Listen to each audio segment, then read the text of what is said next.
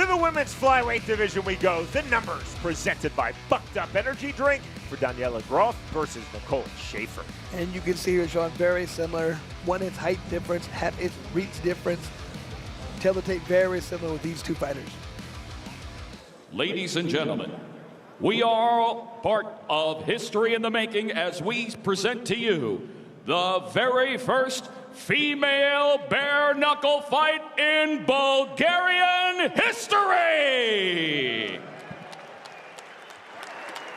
And we are set for the next fight of the night, scheduled for 5 2-minute rounds in the women's flyweight division, presented to you by Sting Smasher. Introducing you first, fighting out of the red corner, tonight she wears black. She stands 5 feet 3 inches tall. Her official weight, 127.2 pounds. She holds a combined combat sports record of 31 fights, and tonight makes her BKFC debut. Fighting out of Cologne, Germany, here is Nicole Schäfer. And across the ring, her opponent, fighting out of the blue corner. Tonight she wears white. She stands 5 feet 2 inches tall. Her official weight, 123.4 pounds. She holds a combined combat sports record of 48 fights, and tonight she also makes her BKFC debut. Fighting out of Karlsruhe, Germany, here is Daniela Groff. And our referee in charge of the action, Mario Ivanov.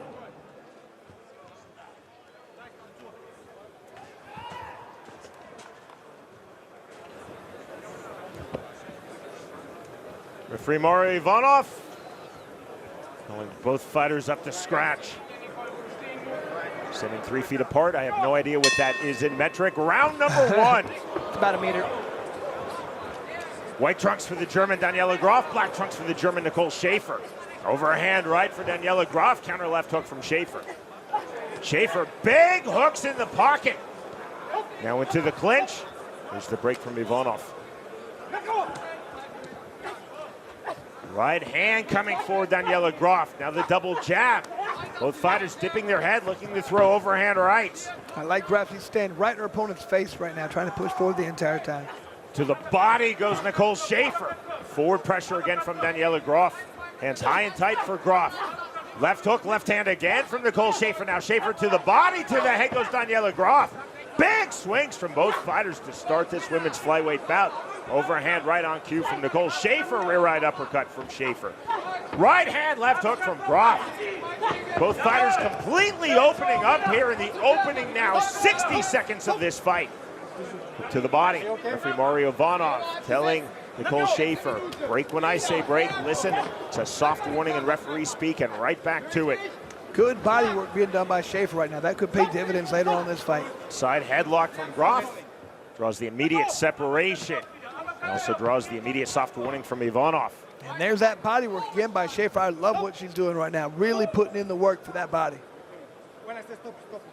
Ivanov saying emphatically to Schäfer, when I say stop, stop. Left hand, right hand from Groff. To the body on the left hook goes Nicole Schäfer. And with Schäfer throwing those body punches right now, I'd like to see Groff throw an uppercut. Big body shots now from Schäfer.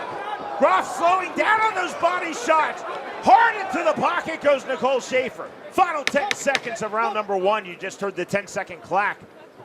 Tremendous body work from Nicole Schäfer in the last sequence. And you can tell that's really starting to hurt Groff right there. She's reacting to those body punches. That is the end of round 1. That was a fantastic round, Sean. They went at it, but man, you can really see what those body punches started to do to Groff. She was really reacting at the end of that. Schäfer did a good job. I really decided I'm going to dedicate some work to this body, and it was working. Like I said, I want to see Groff, when she sees Schäfer coming with those wide hooks to the body, she needs to come with an uppercut because the face is right there. You could land one of those uppercuts that's going to do a lot of damage. It might even drop Schäfer immediately. If you're not seeing that, if you're so focused on your offense coming with these wide punches to the body, that face is wide open. See, the early part of the round when Groff came forward, it was working very well. But it was towards the end here when Schaefer decided, I'm going to go with the body. Man, that was a game changer. Look at that. Beautiful right hand to the body.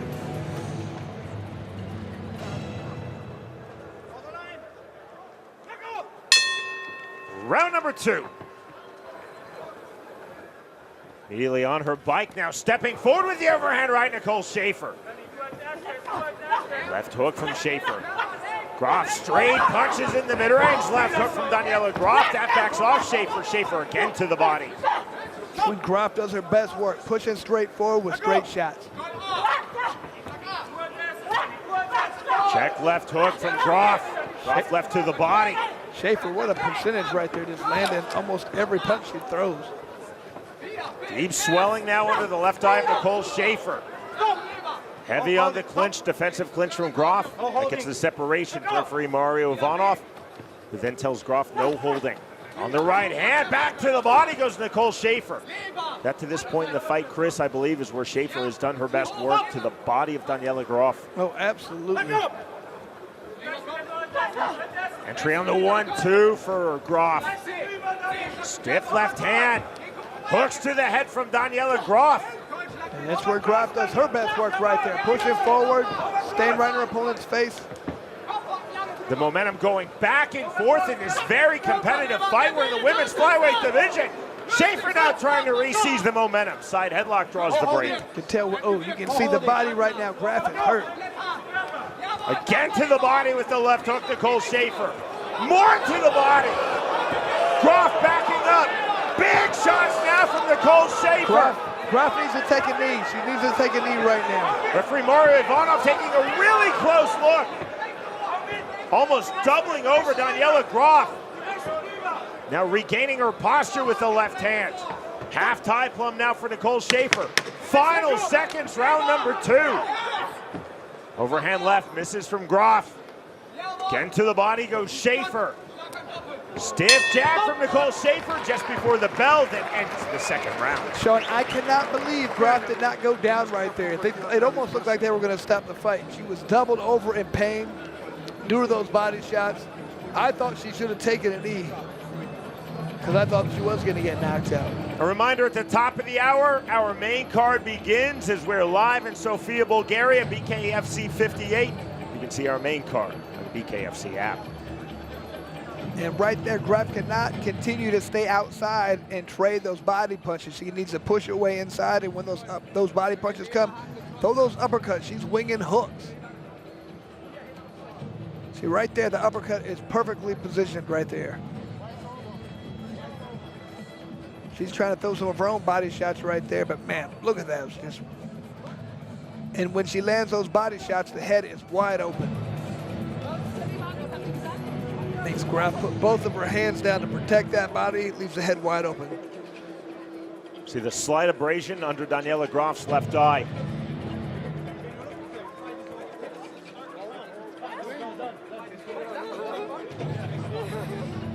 And she, what seems to be going on here? I believe this fight is over. I believe we're having a fighter retirement from Daniela Groff on her stool. No confirmation yet from referee Mario Ivanov, but you see a celebration from Nicole Schaefer. Indeed, this fight is over. Beautiful body work from Schaefer for a victory in her BKFC debut. That was definitely the difference maker in that fight, Sean. Terrible, terrible body shots right there. Those were painful. You could just see the way that Groff bent over, and I can't believe she didn't go down. I was very impressed with that, her ability not to go down. But man, I mean, Schaefer decided, I'm going to go to the body right now about halfway through that first round. Changed tactics. It worked beautifully. It worked. That's how it's supposed to be. You're supposed to go to the body like that and put people out. BKFC 58 coming to you live this evening from Bulgaria at Arena Sofia is presented commercial-free by Bucked Up Energy Drink. Chris, that is truly some of the best body work we have ever seen in BKFC. I mean, just dedicated to it. You knew that's what she was going to do. I'm going to throw those body punches right there. Just bit down on the mouthpiece, came forward. Luckily for her, Groff wasn't able to adjust and throw those uppercuts, but man, just came with some hard body shots the entire time. Great respect from these two very talented German fighters. The kiss on the cheek from the victor, Nicole Schaefer, to her very tough and game opponent, Daniela Groff. Groff was landing big hooks to the head, but it was Schaefer's body work to the finish. Here's Jeff Houston. Ladies and gentlemen, the blue corner steps in and calls a stop to this fight at the conclusion of round number 2. For your winner by TKO, Nicole Schaefer. Sean, like we said earlier, beautiful body work by Schaefer. I haven't seen many people who dedicate an entire fight plan to the body work. That's what we saw right there. It was not a fighter retirement from Daniela Groff. Instead, it was the corner of Groff who pulled her out of this fight between rounds 2 and 3. Nicole Schaefer relentless to the body. She didn't get a knockdown, but she gets the finish. Victorious by way of second round TKO due to corner stoppage. Nicole Schaefer defeats Daniela Groff.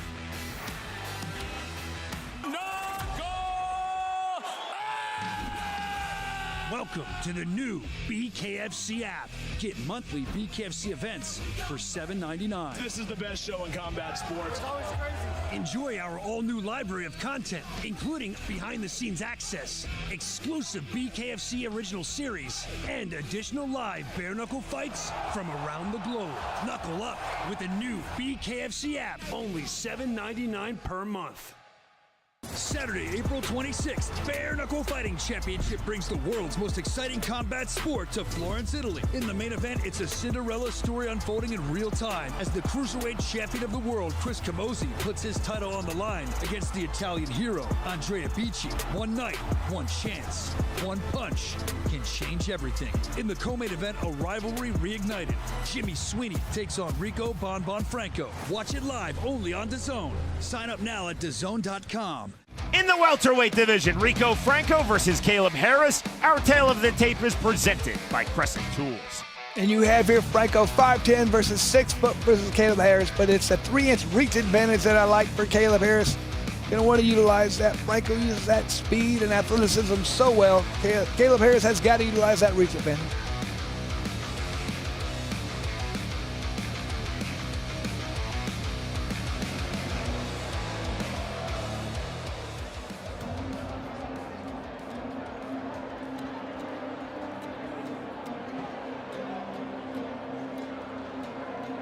From Mississippi in the United States, Caleb Harris. 6 wins in BKFC for Harris's most recent, occurring this past February when he defeated Brad Kelly by way of first-round knockout. Chris, your keys to victory for Caleb Harris are presented by Bucked Up Energy Drink. We have to have Caleb Harris, got to have constant forward pressure.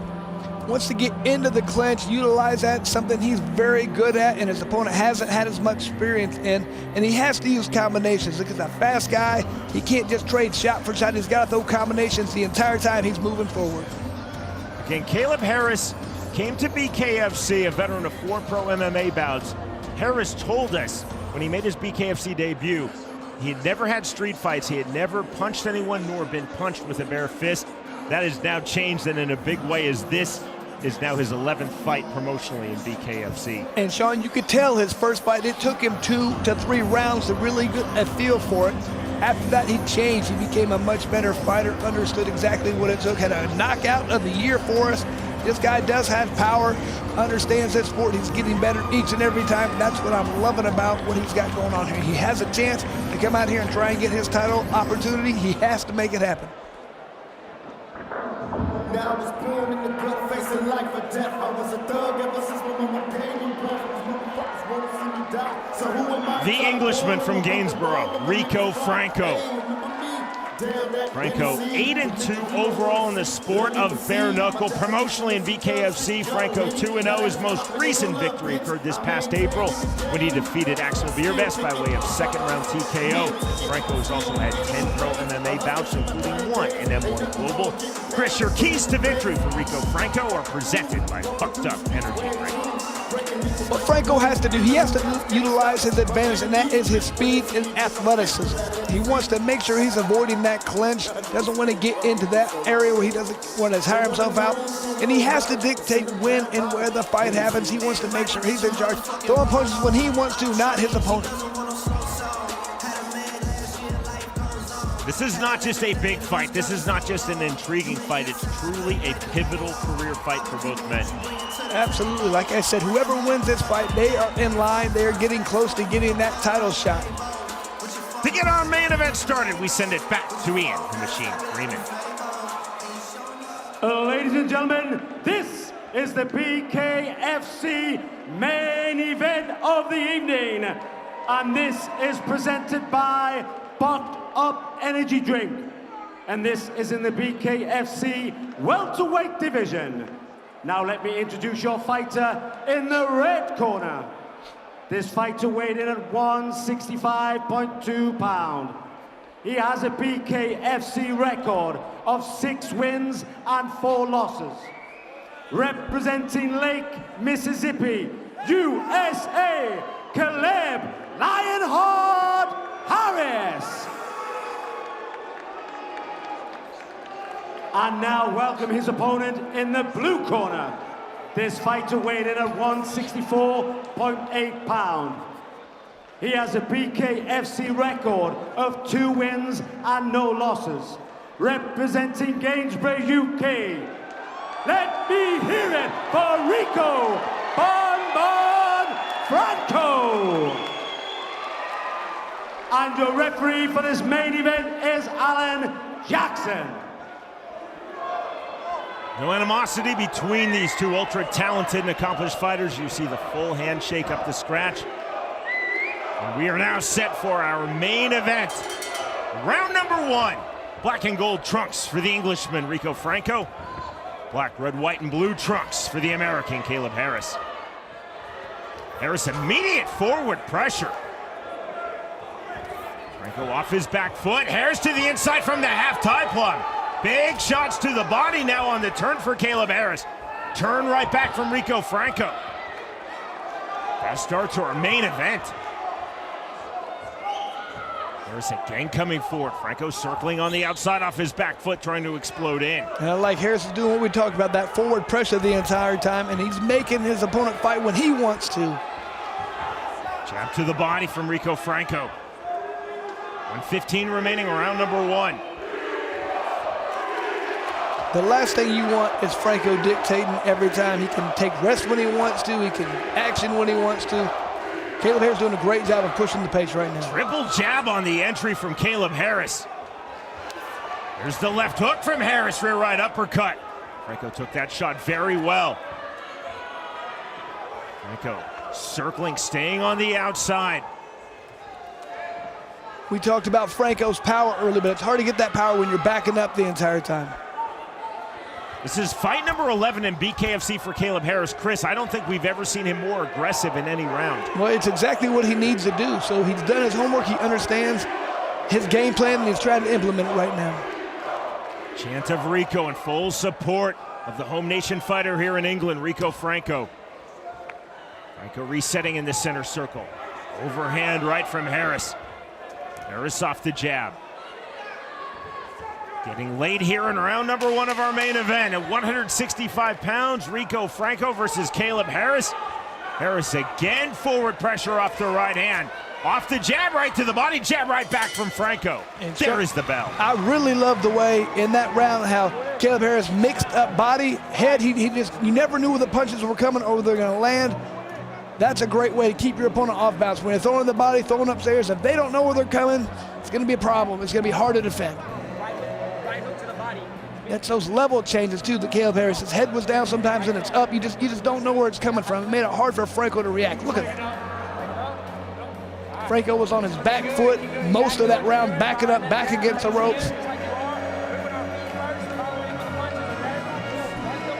That was one of my keys for Franco. He has to dictate when the fight happens. He wants to be able to stand back, pot shot, move his head, use athleticism. Caleb Harris right now, that forward pressure is taking every bit of that away. Both fighters up to scratch.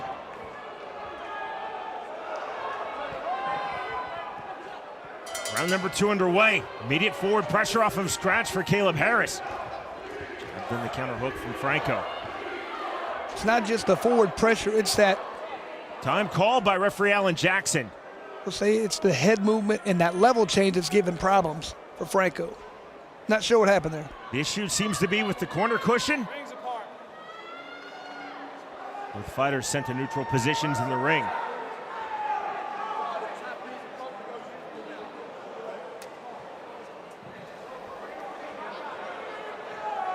The issue is with the corner cushion, the one that says MIT 45. As long as you see the ring rope.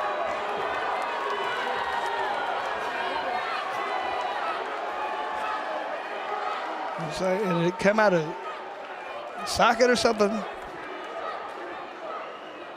Just have somebody hold it on there and let's keep the fight going, Sean. Here we go. All right. Alan Jackson satisfied. Good work from the ring crew.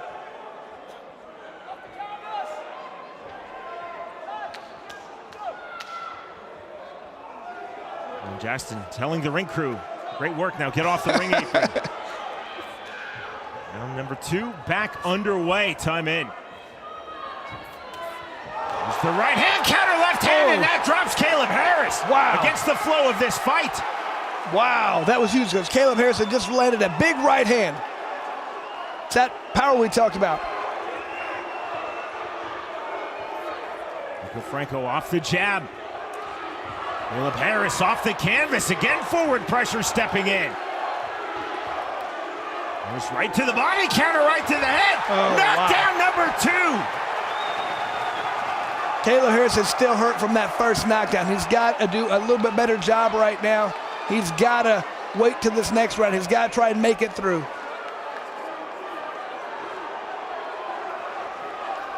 Franco off the stiff stab, off the hook. Harris on the overhand right. Straight right hand from Rico Franco. The left hand drops Caleb Harris for the 3rd time here in the 2nd round. Wow. Harris is hurt. Harris just spat out his mouthpiece. Harris beats the count. He's still hurt. This fight, they got to watch out. He's going to get hurt. Franco on the right hand, left hand. The end could be near. Knockdown number 4. Alan Jackson starts his count. And you can just tell by Caleb Harris's body language, he doesn't want to be out there anymore. Harris, though, tells Alan Jackson he wants to fight on. Closing seconds, round number 2. 4 knockdowns recorded by Rico Franco. Make it 5 on the right hand. Here comes the count. The bell is going to ring. You cannot be saved by the bell in any round. This is really now up to referee Alan Jackson. Will he give Caleb Harris 60 seconds to recover? There is the bell. More shots, that's after the bell. Wow. Harris down for the 6th time. That was clearly after the bell. I can't believe they even let that get close to each other. You knew the round was over. So the 6th knockdown does not count. That's officially a 5 knockdown round. That is the first 5 knockdown round in BKFC history. And here's the very beginning how it happened. Watch this right hand. Just a great counter left hook. We talked about that 185-pound power, but he moves like a 155-pounder. And what a change one round makes. The first round, to me, Caleb Harris did everything perfect. Made one mistake in that 2nd round, and then it was just the floodgates were open. And I got to wonder if the corner right now of Caleb Harris is going to let him come out. Again, officially a 5 knockdown round for Rico Franco, although Harris actually dropped for a 6th time. Those punches deemed after the bell. Well, right back to it, round number 3. Scorecards are out the window right now. I mean, you get knocked down that many times. Caleb Harris has got to get a knockout if he was full credit to Caleb Harris, though. Still in this fight, showing hard character determination, but relentless pressure. Rico Franco coming forward, big right hand, and we might be done on that punch. I mean, they're not going to let this keep happening eventually, Sean. They got to stop it at some point. 6th knockdown of this fight. Harris to his feet, taking the mandatory 8. He wants to continue.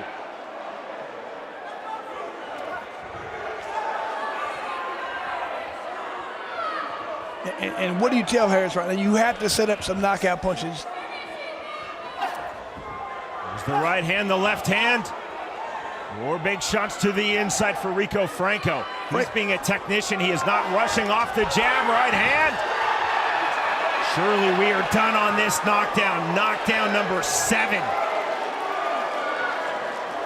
Caleb Harris again to his feet. 50 seconds remaining, round number 3. Cut badly in his left brow.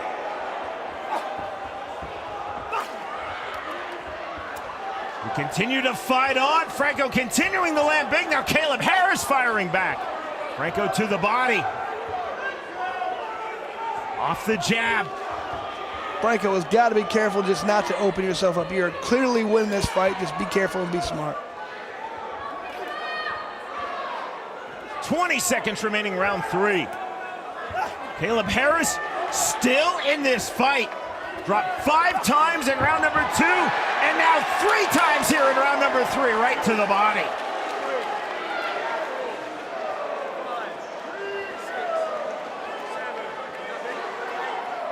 Wow. Alan Jackson allows this to continue because Caleb Harris keeps getting back to his feet, and we are through 3 rounds. And that's what we have to see. What is this corner going to do? Do they think he still has a chance to win? I mean, this is bare knuckle. All it takes is one shot. Caleb Harris does have power, but how? At what point are you going to stop your guy from keeping getting knocked down, keeping taking a beating?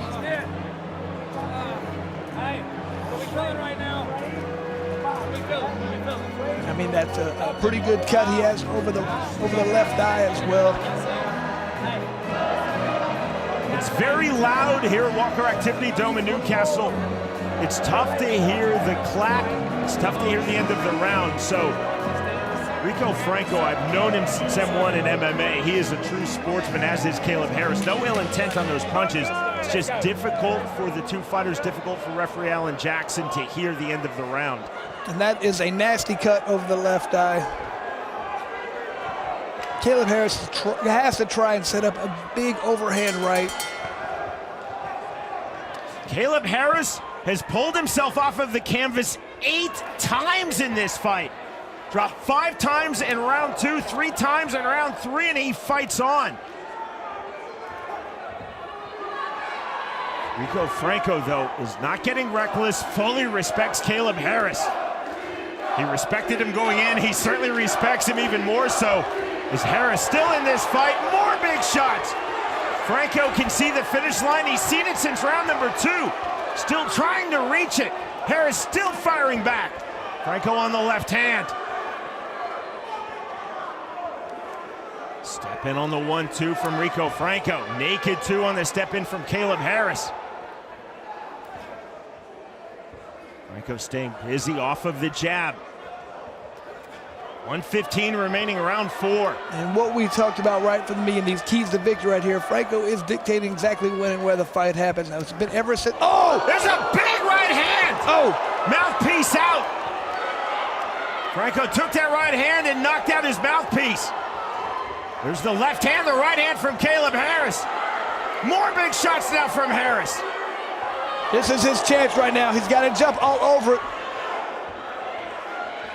Like to see him throw one to the body right there. That could be devastating. To the half-tie plum on the overhook snatch now by Rico Franco. Mouthpiece in. That was the most significant punch landed in this fight by Caleb Harris. The right hand turning Rico Franco, knocking out his mouthpiece. Right hand by Rico Franco. I think he knocked his mouthpiece out again. Franco, a phenomenal performance, and Caleb Harris, what character. We knew his talent, we knew his heart, but this is next level heart. Wow. We move to the 5th and final round. It just shows he's definitely still in this fight, Sean. He can come back. He proved it right there. He landed a hard shot. I thought he was going to knock his opponent down, but Franco just showing a lot of toughness right there. You can tell it surprised Franco right there. He thought he was in the driver's seat. He was coasting right now. You're not going to coast against Caleb Harris. He's going to make you fight the entire time.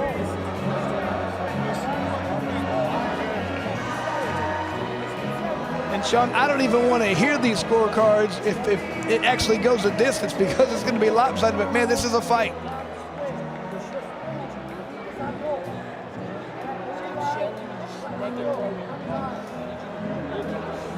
There was that right hand, just lulled his opponent to sleep, waited for the right time and unloaded. Buckled the knees right there of Franco, but Franco did not go down. The subplot of this fight through 4 rounds, the tenacity, the character, the heart of Caleb Harris, still fighting on after taking 8 knockdowns, really 9, the one that came late in round number 2 after the bell. But the main narrative has been the brilliance of Rico Franco. He has been on point, but Caleb Harris still in this fight. Very much so, in fact, as you saw by that huge right hand in round number 4. But make absolutely no mistake, when you've been dropped 8 times, the scorecards are not going to be even remotely in your favor. We could have a 10-5 or a 10-6 round in round number 2. Well, and it was that right hand that Harris landed that got the attention of Franco. It's going to make him be better now, more perfect. He's like, okay, I cannot just do whatever I want. I've got to be on point or I'm going to get knocked out here. Harris obviously knows he has to finish. Rico Franco so comfortably ahead, still trying to finish. Big left hand, counter left hand from Harris. Rico Franco walks through it. More big shots. Knockdown number 9. Game, set, match, Rico Franco. Wow, what a performance right there. The first round did not go his way. I felt like Caleb Harris did a lot of great things in that first round, but ever since then, it was nothing but Franco. Well, that is a record in BKFC. Most knockdowns recorded in a fight, 9. Most knockdowns recorded in a round at 5. But it was the way that Caleb Harris kept getting up, the way he kept emphatically just, I'm still in this fight. And he proved he was right, Sean. That fight should not have been stopped. He did a great job. Almost knocked his opponent down in the 4th round.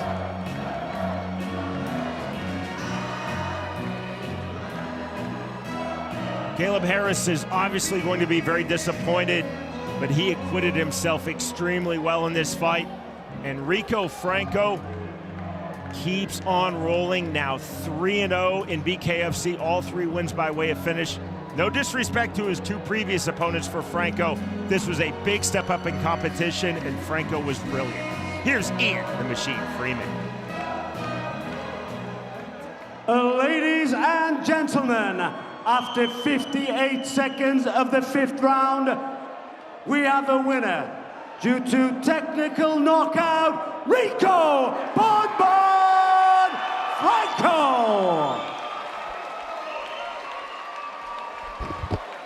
What a victory for Franco. Like he said, dealt with a little bit of adversity, but just really passed with flying colors against a much better opponent than he's fought in the past, and just looked fantastic doing it. Showed why he was such a highly touted guy, and it's all earned.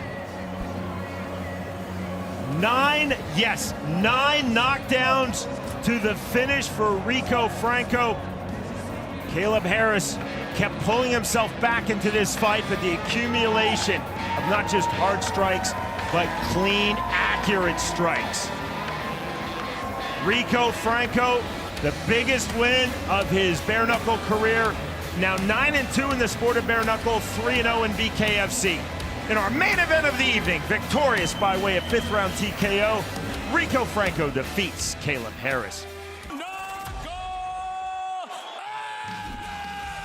Welcome to the new BKFC app. Get monthly BKFC events for $7.99. This is the best show in combat sports. Enjoy our all-new library of content, including behind-the-scenes access, exclusive BKFC original series, and additional live bare-knuckle fights from around the globe. Knuckle up with the new BKFC app, only $7.99 per month. Saturday, April 26th, Bare Knuckle Fighting Championship brings the world's most exciting combat sport to Florence, Italy. In the main event, it's a Cinderella story unfolding in real time as the cruiserweight champion of the world, CAMOZZI, puts his title on the line against the Italian hero, BICCHI. One night, one chance, one punch can change everything. In the co-main event, a rivalry reignited. SWEENEY takes on Rico Franco. Watch it live only on DAZN. Sign up now at DAZN.com. Our tale of the tape presented by Bucked Up Energy Drink. CAMOZZI versus Sawyer DP. CAMOZZI is doing a 3-inch height advantage as well as that reach advantage. He wants to utilize that stand long or getting inside. Either way he doesn't want to stand in the mid-range with Sawyer DP.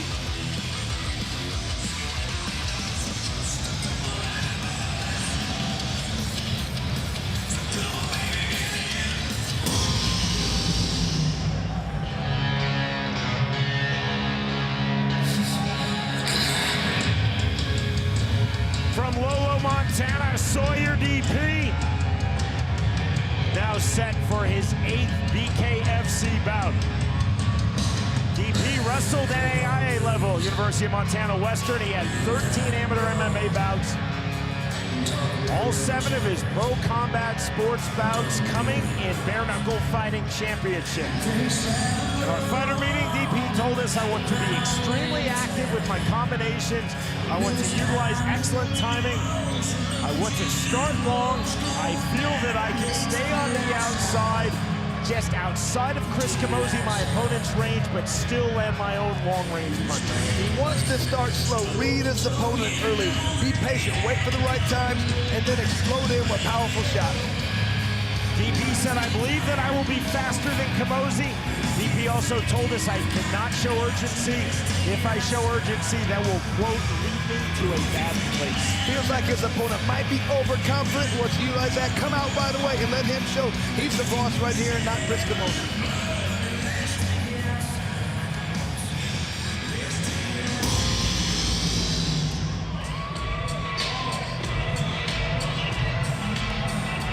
Fighting here in his home city, Denver, Colorado, Chris CAMOZZI. This is bout number 4 in BKFC for CAMOZZI. 27 wins in his outstanding pro MMA career for Chris CAMOZZI. He had a total of 19 fights in the UFC. He was on season 11 of The Ultimate Fighter. He had 6 kickboxing bouts in Glory. CAMOZZI told us in our fighter meeting, I want to utilize a very low stance, a constant jab from that low stance. In the clinch, I believe that I can grind out Sawyer DP. We want to make sure he's working on being precise, not necessarily throwing with power, being accurate, not coming out and just swinging punches the entire time. CAMOZZI said, I'm a counter puncher. DP is a counter puncher. CAMOZZI said, I have to draw out DP and then land my own hard counters. I have to be more precise than Sawyer DP. I don't have to be more powerful than my striking. Feels like DP is very good at hitting people, very good at landing power shots. Doesn't feel like he takes it exceedingly well. So that's what he wants to do. Make sure he avoids getting hit hard and land good punches and make him quit. To get our main event started, we send it to Jeff Houston.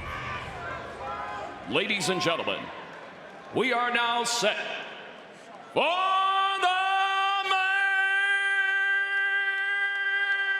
main event.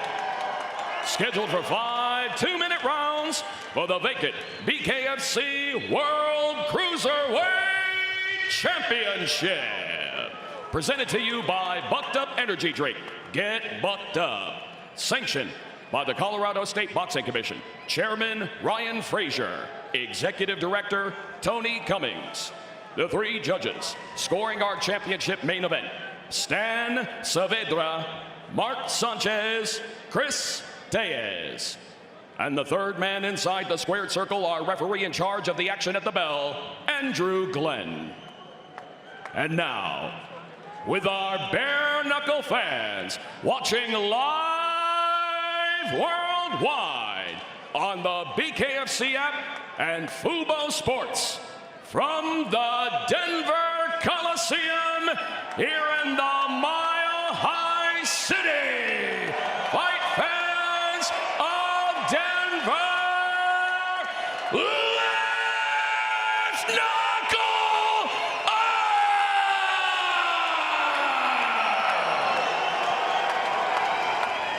Introducing to you first, fighting out of the red corner. Tonight he wears black. He stands at even 6 feet tall. His official weight, 204.1 pounds. His BKFC record stands at 5 victories opposite 2 defeats. Fighting out of Lolo, Montana, here is Sawyer DP.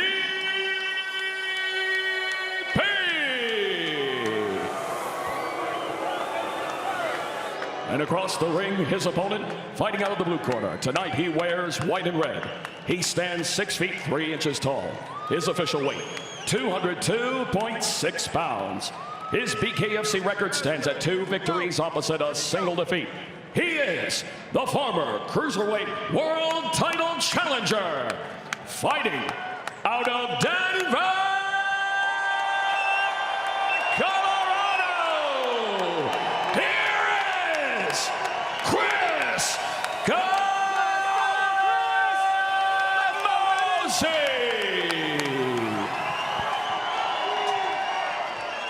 previous BKFC Cruiserweight World Champion Lorenzo Hunt vacated this title to focus on the heavyweight division. That's why this title is vacant. The winner will become the new BKFC 205-pound world champion. The bell round number 1. White trunks for Chris CAMOZZI, black trunks for Sawyer DP. DP wanted to get into that mid-range. CAMOZZI all the way in and all the way out. CAMOZZI feigning with the right hook. To the inside, hard right uppercut from CAMOZZI. That caught his attention. DP buckled a little bit. Long jab from Chris CAMOZZI. Heavy on the feint. Feigning on the open chest. And actually hard right hand from CAMOZZI. CAMOZZI now feinting. Near miss from CAMOZZI. He looking to come forward through the center circle. Left hand again from Chris CAMOZZI.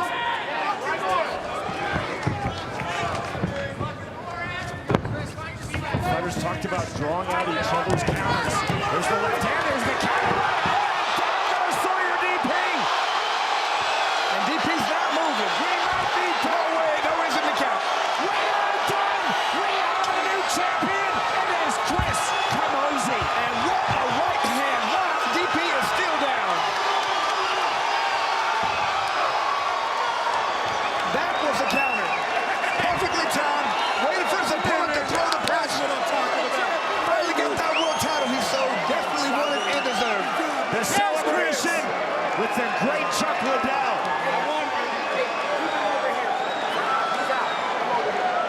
And that's the way to close out the night. Right there. The beautiful knockout with a counter right hand.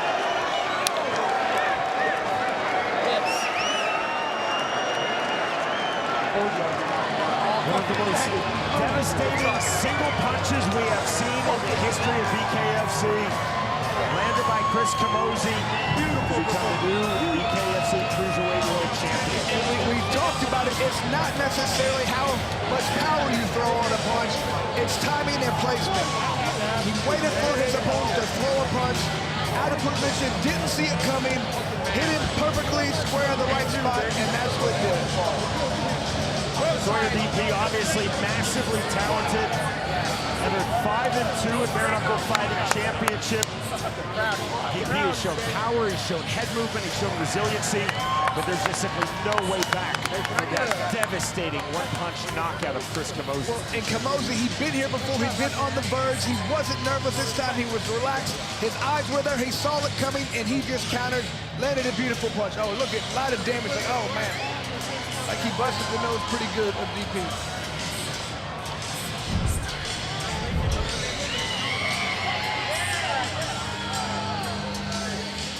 And here just in the mix. Oh! And you could hear the crowd when they saw that punch, that right hand landed right on the nose. That's all she wrote. Our crafted replay presented by Forged Irish Stout. All right. Clear disappointment for Sawyer DP. Absolute elation for the new champion, Chris CAMOZZI. There is Jeff Houston. Ladies and gentlemen, our referee in charge, Andrew Glenn, calls a stop to this fight at 1 minute 6 seconds into round number 1 for your winner by KO. And new BKFC World Cruiserweight Champion, Chris CAMOZZI.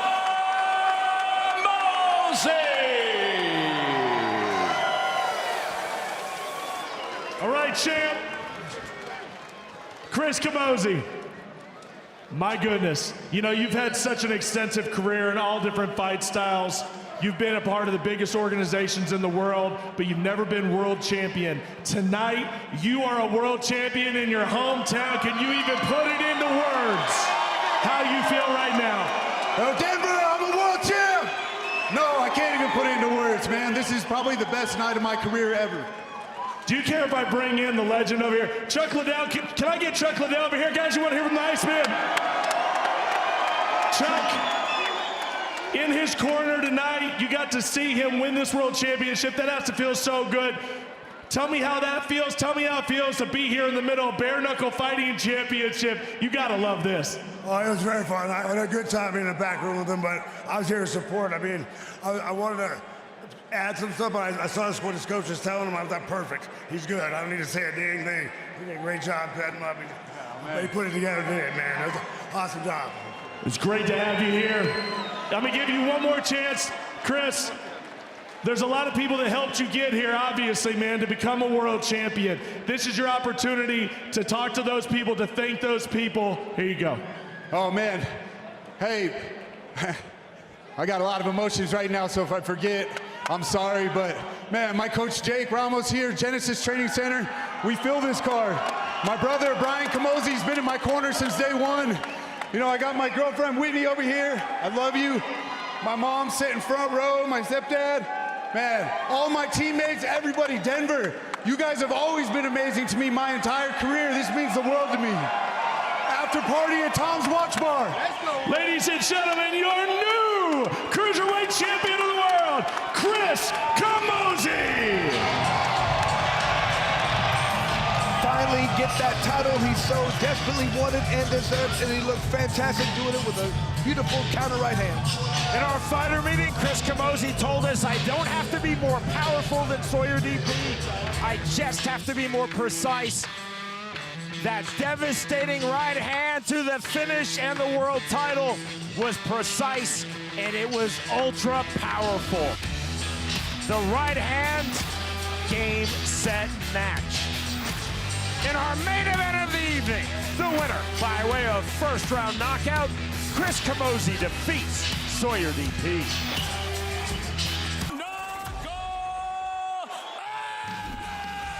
Welcome to the new BKFC app.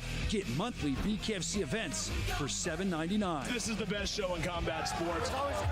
Enjoy our all-new library of content, including behind-the-scenes access, exclusive BKFC original series, and additional live bare-knuckle fights from around the globe. Knuckle up with the new BKFC app, only $7.99 per month.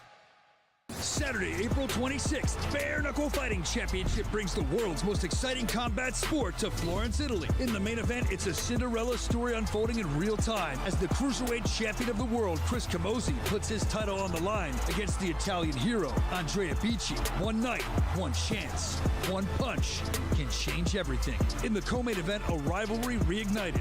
Jimmy Sweeney takes on Rico Franco. Watch it live only on DAZN. Sign up now at DAZN.com. You know, I have a ton of experience in fighting in general. I'm going to be able to draw things out of him I want, and then I'm going to make him pay for it. We have the opportunity to create a real Rocky story and make an upset by beating the champion of the world. Beating Jimmy Sweeney twice, that'll be going down in history, and it's the third fight. This is winner takes all. The 3 fights we've had, I think this is going to be the best one. It's the biggest fight of the night. It's the people's main event.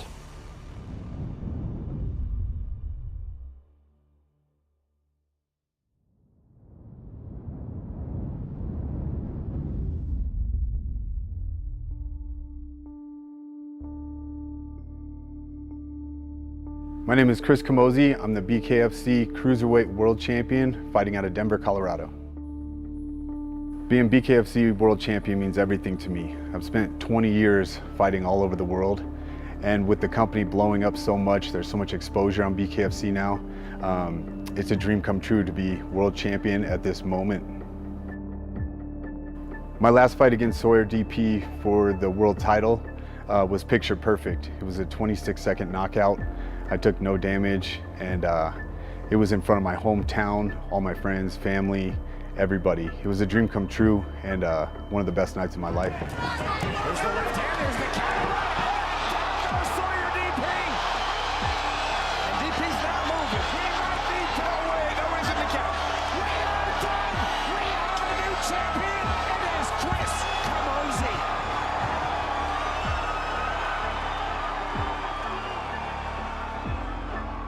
A world champ! Man, I've worked 20 years for this, man. Ooh. Not only am I looking for that feeling again, I know I'm going to get it. My mind is perfectly set. My camp was great. It doesn't matter who they're putting in front of me. I had an opponent change, but it doesn't matter. I know I'm gonna get it, and I'm gonna get that highlight reel KO.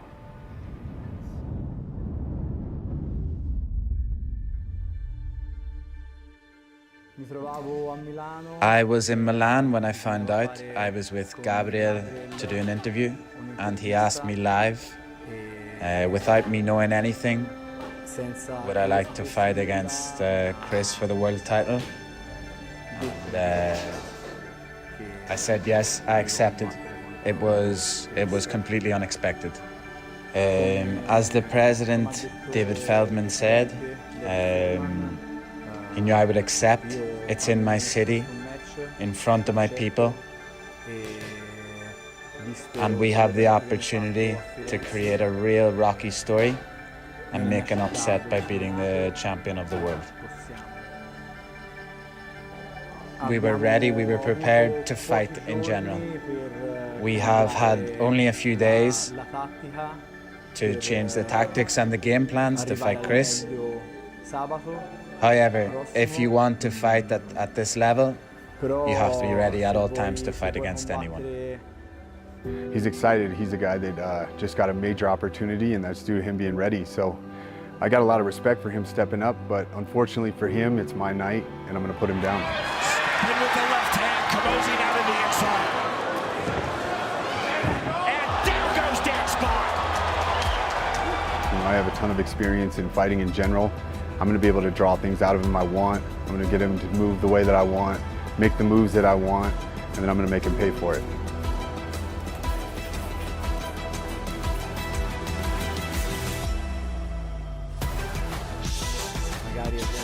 However, we're two people, we're two fighters. Whoever will want to win the most will win.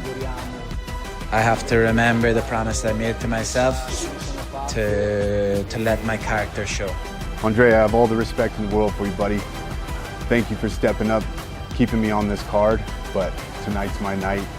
This is going to be a rough one for you. I appreciate you. We'll be friends after, but this is about to be a viral knockout.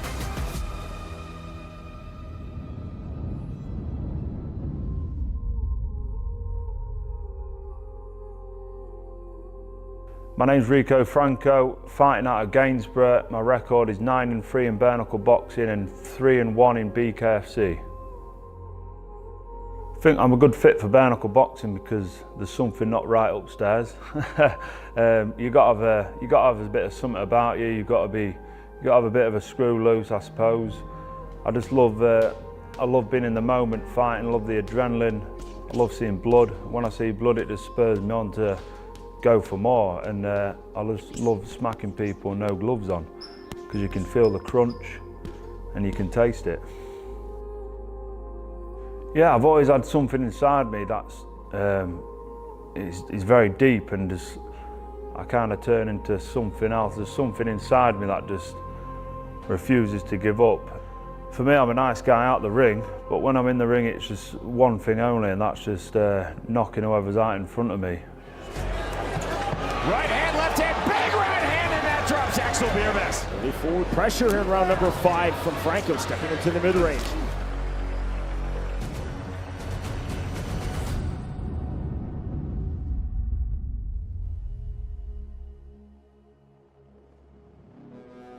"29 wins, 4 losses, about 22 knockouts, 6-time world champion, soon to be European champion. I've started bare knuckle, must be 2015 now, 2016, it's about 10 years. Multi-time world champion, I'm a 6-time world champion, over 4 weight divisions. I'm the most decorated bare knuckle fighter in the world right now, the most active, obviously the most fights. So yeah, I've been in this game a long time. Before bare knuckle was even a thing, I was doing it. I'm good enough, I'm confident enough, I know what I bring to the table. There's not one fighter in the welterweight division that scares me. If you have a name, if you're in my path to the world title, I'm taking your head clean off. Simple, you are a target. Jimmy's not fought on BKFC before, he's not fought under these rules before, he's not fought under the clinch rules, so you know, how's he going to hold up when I grab his head and start drilling some shots into him? Is he going to, I don't know what his natural instincts are, but we'll find out on the night. If it comes to it, we'll dig him in the trenches. Beating Jimmy Sweeney twice, that'll be going down in history, and it's a third fight. This is winner takes all. So it's going to be the best out of the three. The three fights we've had, I think this is going to be the best one. It's a big fight, massive fight for both of us. There's a lot on the line. The two of us are going to come in. Without a doubt, it's the biggest fight of the night. It's the people's main event. As soon as I land, Rico's going to know, and every person in attendance in Italy is going to know. This is a man on a mission. I want to be known as a legend in the game of bare knuckle boxing, go down as history in one of the best.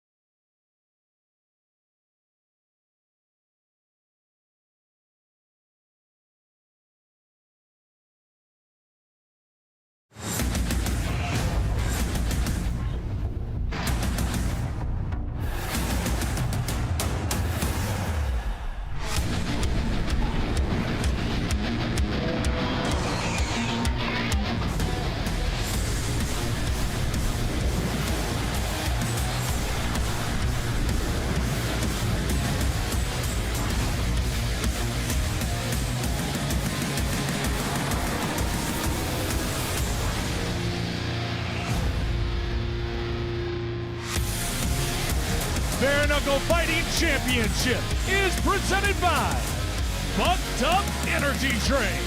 Florence, Italy, a sprawling landscape of history, incredible architecture, and a Renaissance culture.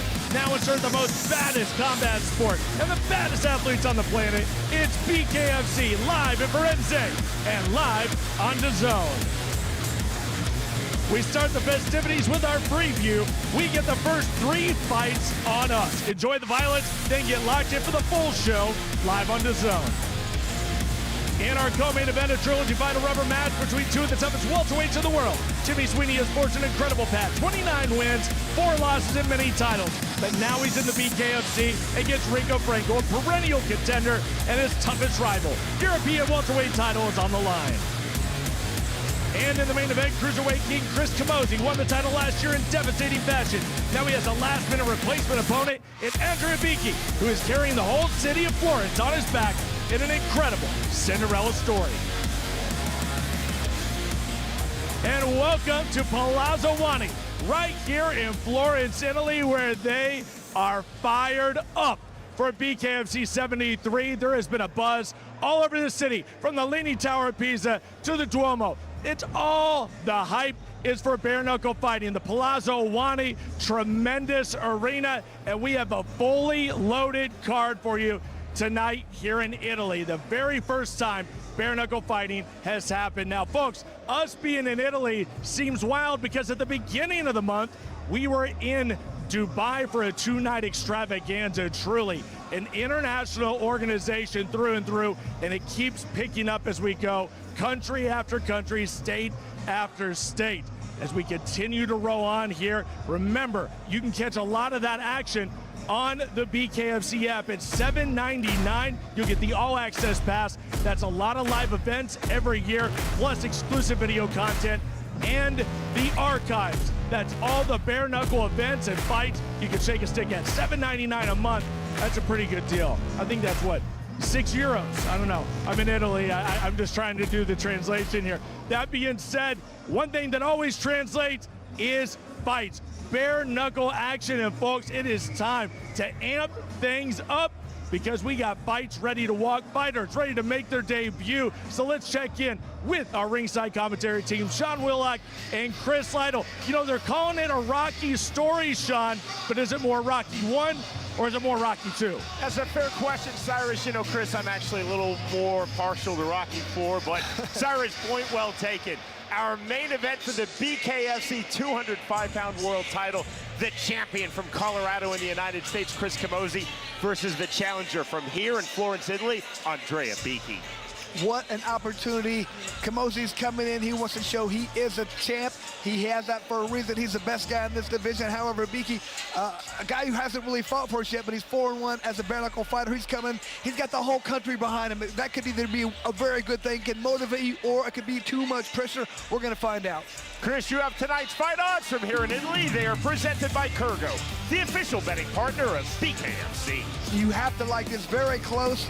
Very even on these odds. That means there's a lot of money to be made. So I love Arby at -154. Good experience, good power. This is going to be a great one. I think he has a great chance. Blackout Coffee presents the unified rules of bare knuckle fighting, administered this evening by the Mohegan Tribe Department of Athletic Regulation. There is no 3 knockdown rule. All kicks, knees, and elbows are illegal, as are all takedowns and submissions. We open tonight with a fight in the light heavyweight division. Enzo TOBBIA versus Michael Iguebe. The numbers presented by Bucked Up Energy Drink. Very similar from the tail to the tape. TOBBIA with a 1-inch height advantage. Both guys have a 72-inch reach. Very similar.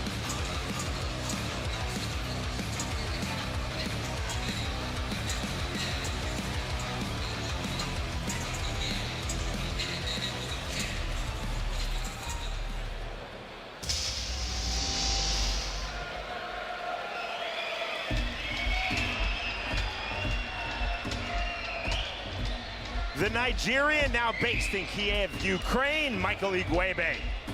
This is Iguebe's BKFC debut. Overall, this will be bout number 2 for Michael Iguebe in the sport of bare knuckle. He has also had 2 professional boxing matches. Michael Iguebe told us in our fighter meeting, I want to stay long He's naturally right-handed. He said, I will keep switching stances, hard jabs from both stances. But he really wants to utilize that jab to set up that big right hand. He feels like that's his key. If he can land the right hand, he's going to do a lot of damage. Of his opponents in this light heavyweight bout, the Italian Enzo Tobbia. Iguebe said, I definitely respect Tobbia's punching power. I think he's going to try to work into the clinch, land overhands. I'm expecting a fast start from Tobbia, Iguebe told us. But if this goes past 2 rounds, Iguebe said, I will come on, and I believe Tobbia will fade markedly. Well, it feels like he really has to focus on his timing to connect those shots. When he lands those power shots, when he hurts his opponent, he's going to go in and he's going to go for the kill. Iguebe said, my key to victory is to find that perfect balance between volume and power punches. But he has to be adapting the entire fight, making sure he's doing exactly whatever it takes. Given whatever opportunity he's taken, he's going to find those holes and he's land shots.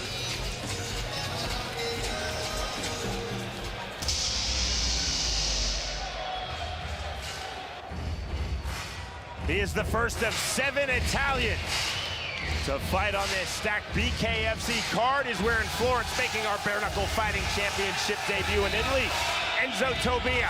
And you hear the pop from this Italian crowd in Florence for Enzo Tobbia. This is Tobbia's BKFC debut. He has had 11 pro MMA bouts. Tobbia told us in our fighter meeting, I feel that I have the ability to be very aggressive as well as very patient. What I always am is smart. Well, he wants to start off slow, Sean. Download information, see what his opponent's giving. Then he's not sure if he wants to step it up, if he wants to slow it down. He definitely is going to be patient, and he's going to find openings and attack. Tobbia told us, I expect that my opponent, Michael Iguebe, will try to pull me into a brawl. I'm going to land hard, clean counters as he comes forward with his heavy aggression. I will use excellent footwork to negate the brawling style attacks of Michael Iguebe. And use that footwork to get inside. And when he's in, he's planning and he's throwing hard power shots. We are live for our BKFC debut here in Italy. To get us started from Florence, we send it to the always outstanding Jeff Houston.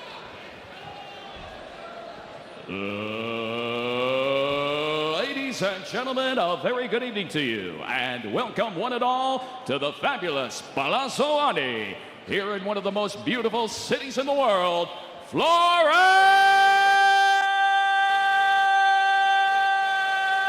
Italy!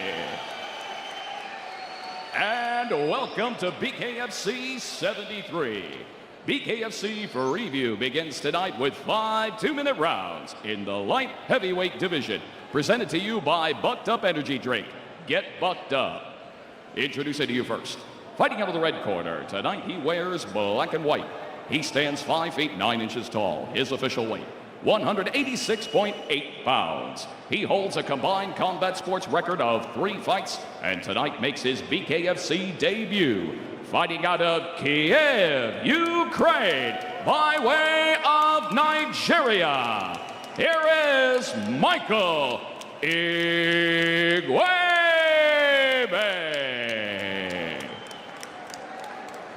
And across the ring, his opponent, fighting out of the blue corner. Tonight he wears pink and white.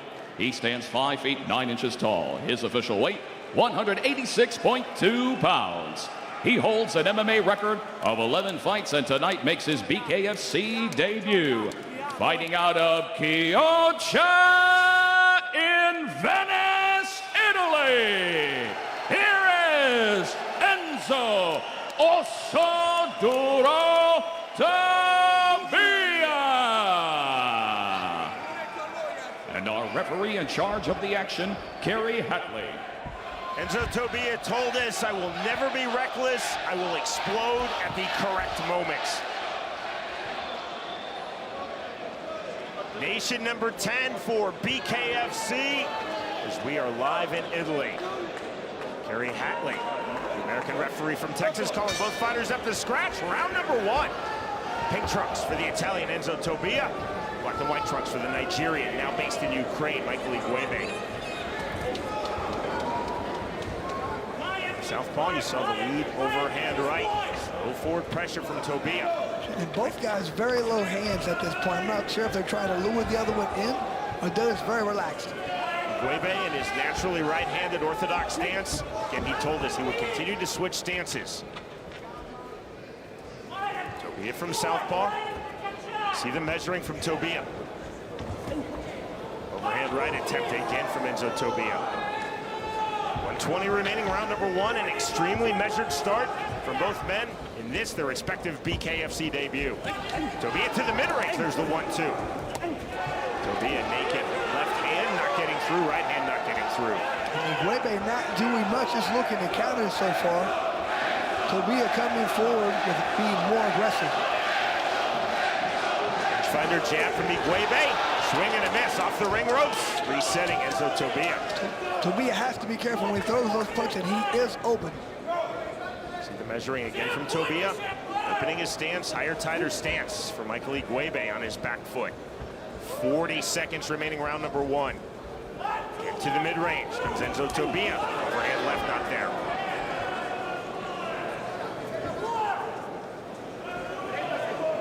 Iguebe sitting back, looking to counter. It's in the step of Iguebe off the jab. There's the entry, the answer right back from Tobbia.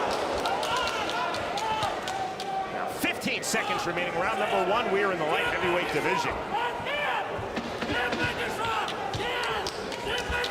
Tobbia again to the mid-range. There's the left hand, swing and a miss. Overhand left and a right hand gets through. Heavier pressure from Tobbia. Good turn from Iguebe just before the bell did it. Round number 1. It was a good ending for that round for Tobbia. He came forward. A lot of shots, not a lot of them landed, but just that aggressiveness and that pressure, I feel like it probably won him that round.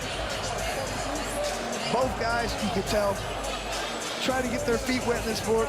Iguebe was really trying to understand range, download information. You better step it up and try and throw more punches in the second round.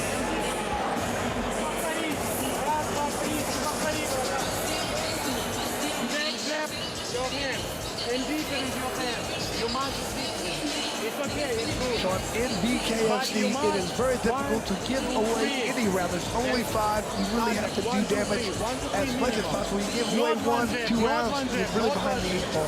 1, 2, 3, and step back. You really have to commit to that. I'm gonna knock this guy with my power shots. Seconds out called. Set for round number 2.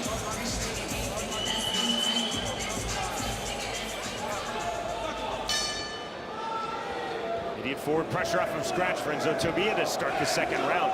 Nearly to his back foot as he did for much of round number 1, Michael Iguebe. Which you can see Iguebe sitting back, loading up the rear right hand, looking to counter. Definitely sitting back, but he really hasn't looked to explode at all and counter punch. He's just kind of moving out of the way, trying to play good defense. Straight from Tobbia, from southpaw. To the body. And the naturally right-handed Iguebe told us in our fighter meeting he would keep switching stances. Thus far, he's been exclusively in ortho. And Tobbia is very close on some of these power shots. He's not quite landing them, but he's getting closer each time. The rear right hand not there from Iguebe. 110 remaining, round number 2. Continuing the range fine. Enzo Tobbia from long range to the mid-range. Jab off the mark from Iguebe. And right. 3 times now, Chris. From southpaw, Iguebe has thrown that lead overhand right, looking for the entry. Well, Tobbia just seems like he feels very confident and he can control the range. He's not in any kind of fear that his opponent's going to throw hard shots because he's standing right in front of him, dictating when and where the fight is. Call for action from referee Kerry Hadley. There's the overhand left. We might be done, and we are. Welcome to BKFC, Enzo Tobbia. I kept saying he was getting close on that left hand. He kept throwing power shots. They were just a few inches off. Finally, he landed one. That's all he needed.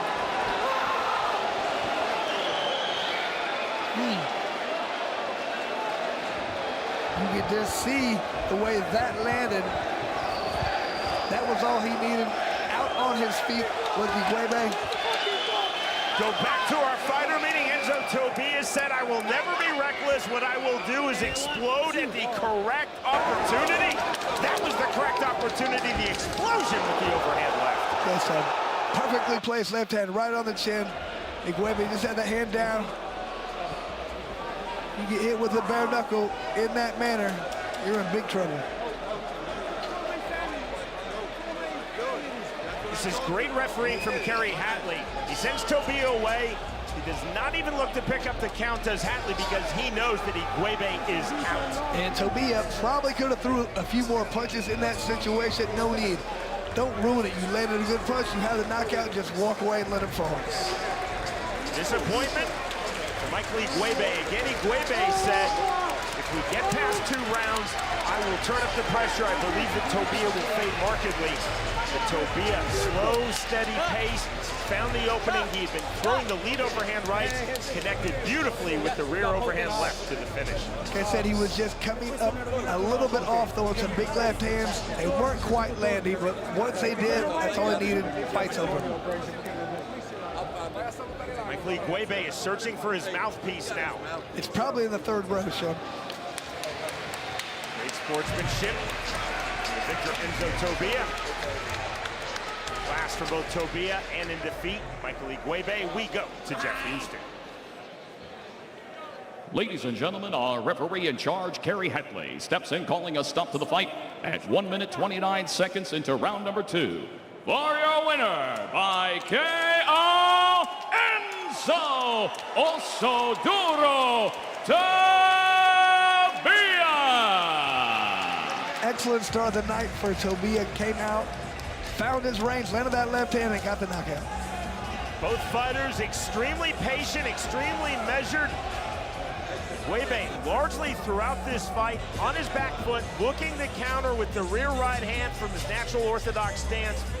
Tobbia in and out of the mid-range, saw the opportunity, and he seized the opportunity. The overhand left, the right hand followed to the chest, but that punch, in essence, finishes the fight. In our opening bout of the evening, the winner by way of round 2 knockout, Enzo Tobbia defeats Michael Iguebe.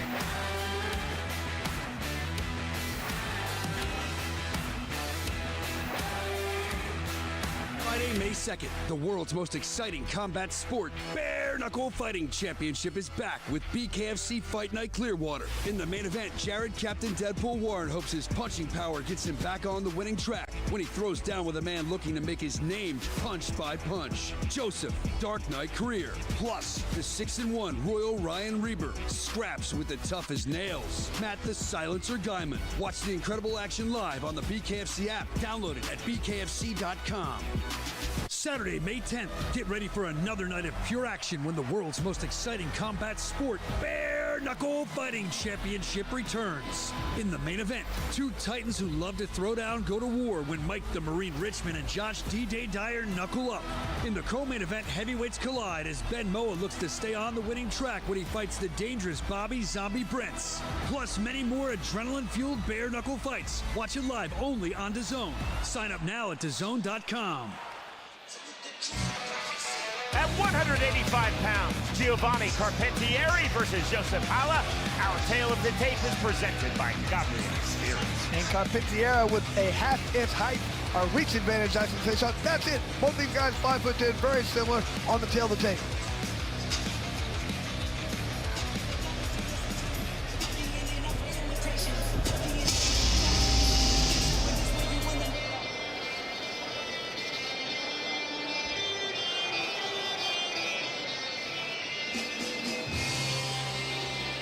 This is the promotional Bare Knuckle Fighting Championship debut for the Czech, Joseph Hala.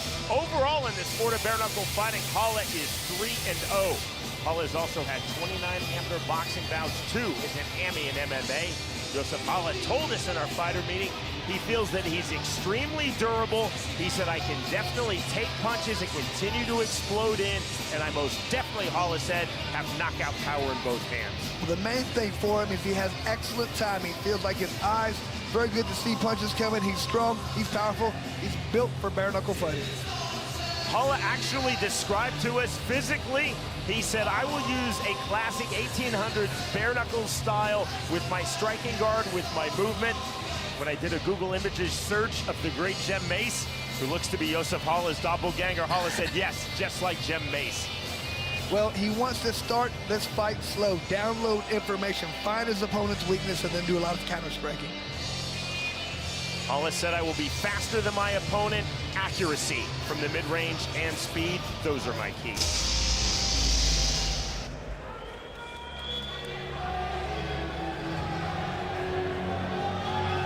Italian from Rome, Giovanni Carpentieri, now set for his BKFC debut. Overall in the sport of bare knuckle fighting, this is bout number 4 for Carpentieri. He's 16-5-3 in his pro boxing career. Carpentieri described his style to us as, quote, a completely aggressive fighter.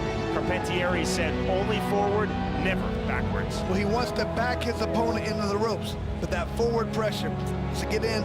Doesn't want to use a lot of clips, but get in that mid-range and throw a lot of hard right hands to the head and left hooks to the body.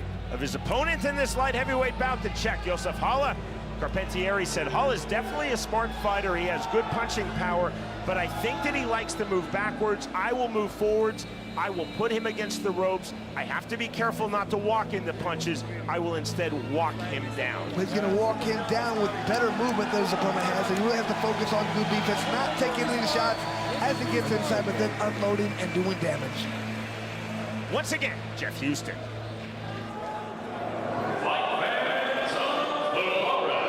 We are set for the next fight of the night, scheduled for 5 2-minute rounds in the light heavyweight division.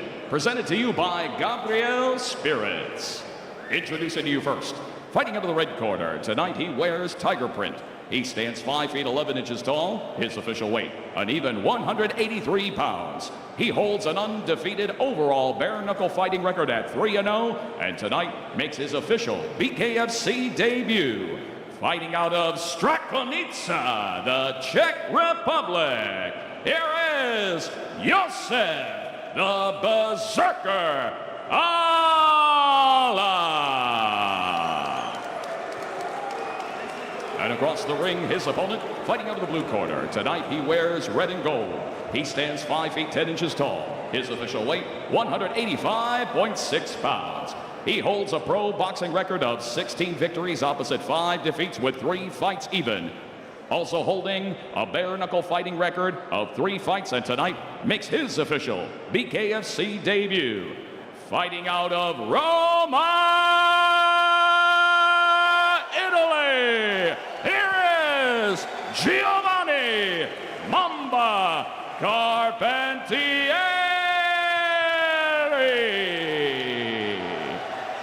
And our referee in charge of the action, Andrew Glenn. Josef Hala told us, I expect my opponent Giovanni Carpentieri to have a measured start, to sit back, try to gain his timing. I will negate that with immediate forward pressure. Both fighters 3 feet apart, up to scratch. Call of knuckle up from referee Andrew Glenn, sporting touch of hands in round number 1. Red trunks for the fighter from here in Italy, Giovanni Carpentieri. Rocking tiger print trunks for the fighter from the Czech Republic, Josef Hala. The immediate forward pressure that Hala talked to us about. Hala with the jab to the body. Check left hook off the mark from Carpentieri. Wide open striking guard from Carpentieri. Hala was very adamant about his good chin. Gotta be careful not to test that early. Hala in and out.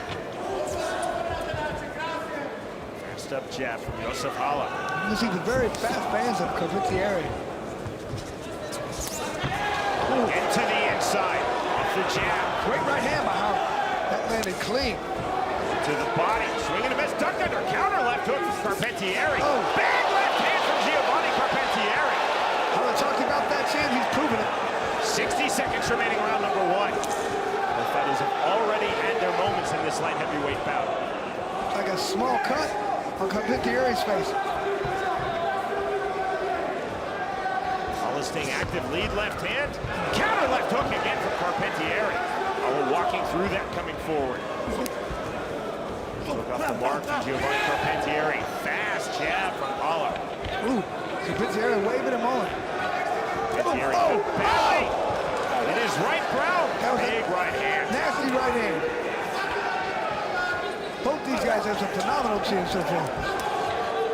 Took to the body. Carpentieri sitting back, trying to land that left hook. Misses the dip down overhand right. There's the left hand. Carpentieri still. Josef Hala comes forward, lands the right hand.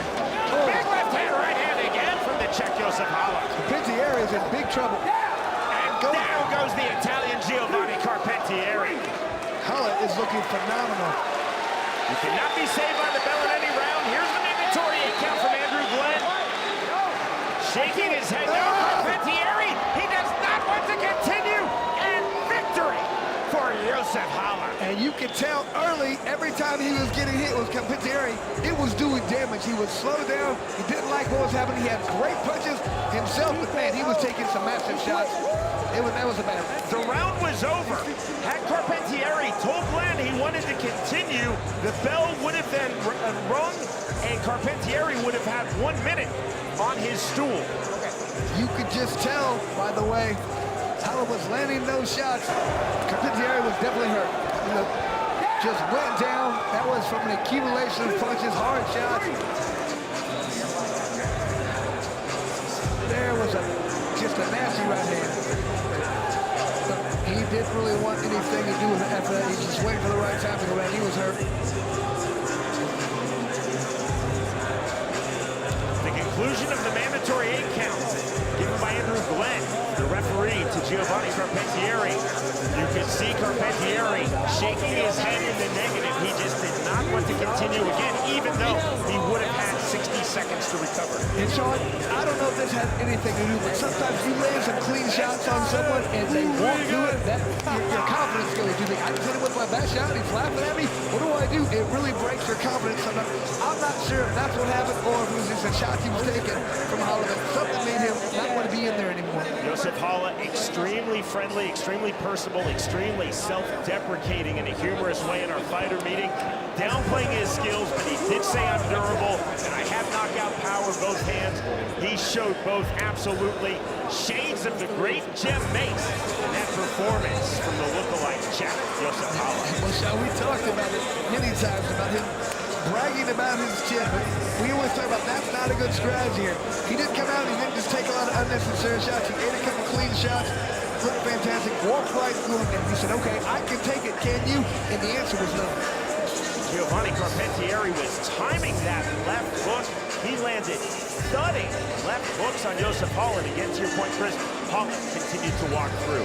Scan the QR code now on your screen at the top of the hour. Our main card, BKFC Italy from Florence, begins live worldwide on DAZN. Here is Jeff Houston. Ladies and gentlemen, our referee in charge, Andrew Glenn, steps in calling a stop to this fight at 1 minute 59 seconds into round number 1. For your winner by TKO, Josef the Berserker Hala. And what a performance for Hala. He is the champion over in the Czech Republic, and we see why. Phenomenal performance. Josef Hala acknowledging the cut above the right brow on the face of Giovanni Carpentieri. See the great respect, the great sportsmanship. Carpentieri most definitely had his moments, largely with those huge left hooks.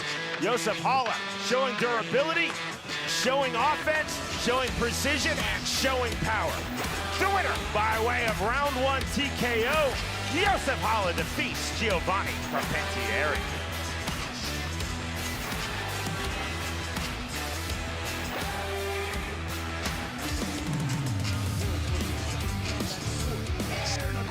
Championship is back with BKFC Fight Night Clearwater. In the main event, Jared Captain Deadpool Warren hopes his punching power gets him back on the winning track when he throws down with a man looking to make his name punch by punch. Joseph, Dark Knight Career. Plus, the 6-1 Royal Ryan Reber scraps with the tough as nails. Matt the Silencer Guyman. Watch the incredible action live on the BKFC app. Download it at bkfc.com.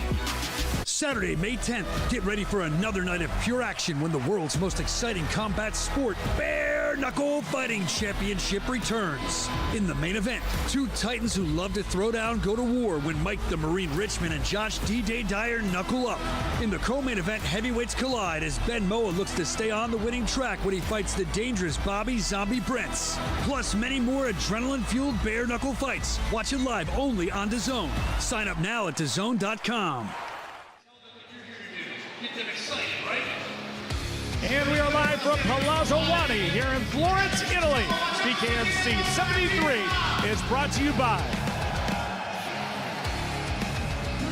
Bucked Up, Gabriel Spirits, Rasha, and the world's creamiest stout, Forged Irish Stout.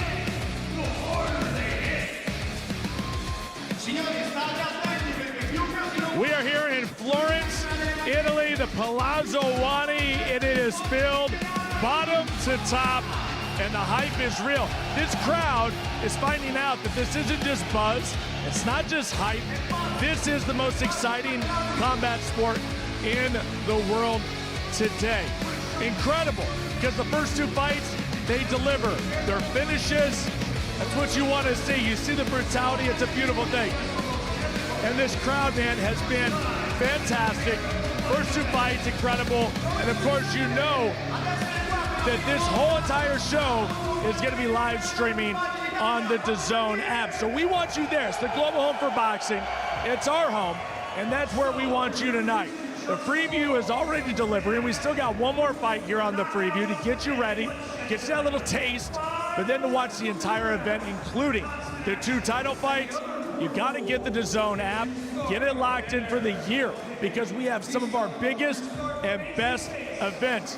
Check right now, you see the QR code, scan that with your phone and lock it in. Get the app, and trust me, with DAZN, not only are you going to get all the BKFC action that you want, you're going to get all the boxing action you want as well. It's all there. The global home for boxing is DAZN, and we want you here all night long here in Florence, Italy. Tremendous from the top. Now listen, next weekend, we are going back home, back to the U.S. to Clearwater, Florida, the OCC Roadhouse. And I'm telling you, Joseph Greer, short-haired Warren, this is going to be a knockdown dragon. It's in the OCC Roadhouse. You got bikers everywhere. There's actually bikers everywhere here as well. I didn't expect that, but they're everywhere. May 2nd, that's live on the BKFC app, and we want you there. Now let's go ringside. Sean, Chris, top 4 fights coming up next weekend. What do you got for us? Back in one of our home bases, the state of Florida in the United States. That is May 2nd, BKFC Fight Night, Clearwater in the Tampa Bay area. The top 4 fights on this absolutely loaded card are presented, Chris, by Blackout Coffee. Jared Ward just coming off his title, and career has just looked nothing but phenomenal. I really like Joe Mascanuga versus Jay Johnson. Those guys have been really getting into the top of the rankings. Larimore just fought right there, getting ready for the title versus Ace. I mean, this is just an unbelievable card. The one thing we know about that small ring, Cyrus, I've heard you say this before, this ring does not lie, and we always let the fist always tells the truth. Man, I couldn't have said it better myself. It is only getting better and better here in Florence City, the Palazzo Wani, wild, bloodthirsty fans, and it's only gonna get hotter from here on. Friday, May 2nd, the world's most exciting sport bare knuckle fighting championship is back with BKFC Fight Night Clearwater. In the main event, Jared Captain Deadpool Warren hopes his punching power gets him back on the winning track when he throws down with a man looking to make his name punch by punch. Joseph Dark Knight Career, plus the 6-1 Royal Ryan Reber scraps with the toughest nails. Matt the Silencer Guyman. Watch the incredible action live on the BKFC app. Download it at bkfc.com. Saturday, May 10th, get ready for another night of pure action when the world's most exciting combat sport, bare knuckle fighting championship, returns. In the main event, 2 titans who love to throw down go to war when Mike the Marine Richmond and Josh D-Day Dyer knuckle up. In the co-main event, heavyweights collide as Ben Moa looks to stay on the winning track when he fights the dangerous Bobby Zombie Brents. Plus many more adrenaline-fueled bare knuckle fights. Watch it live only on DAZN. Sign up now at DAZN.com. Featherweights for you now. Our Tale of the Tape is presented by Blackout Coffee for Marco Giustarini versus Zdravko Dimitrov. Comment these tonight, Sean. Tail of the tape almost identical, exact same height, 1 inch. Reach advantage for Dimitrov, but that's nothing when it comes to this weight class.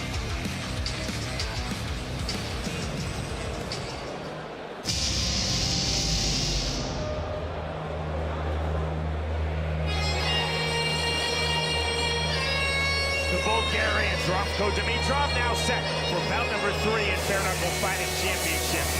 Dimitrov has also had 35 MMA bouts. Dimitrov told us, I'm going to keep slipping and moving. He said, I believe that movement is, quote, the beauty of bare-knuckle fighting. Well, that's the thing. He understands he has to respect every opponent. By that means he has to really focus on his defense. Doesn't want to take any unnecessary damage, but really feels like he's better than his opponent long or in the pocket or in the clinch, anywhere this fight happens. Dimitrov said, when I decide to come in, I will close distance quickly with excellent footwork, and once I'm in, I am going to stay in. I will then flow from the pocket to the clinch and back. And in that clinch, a lot of uppercuts, a lot of body shots, wants to be physical, pushes his opponent around, and showing he's a dominant person in this fight. Dimitrov said, I cannot allow my opponent in this featherweight bout, Marco Giustarini, to cut angles and start landing his lead right hand and his rear left hand with accuracy. He's going to throw big power punches. I have to continually move my feet. Footwork, movement, range control, these are his keys.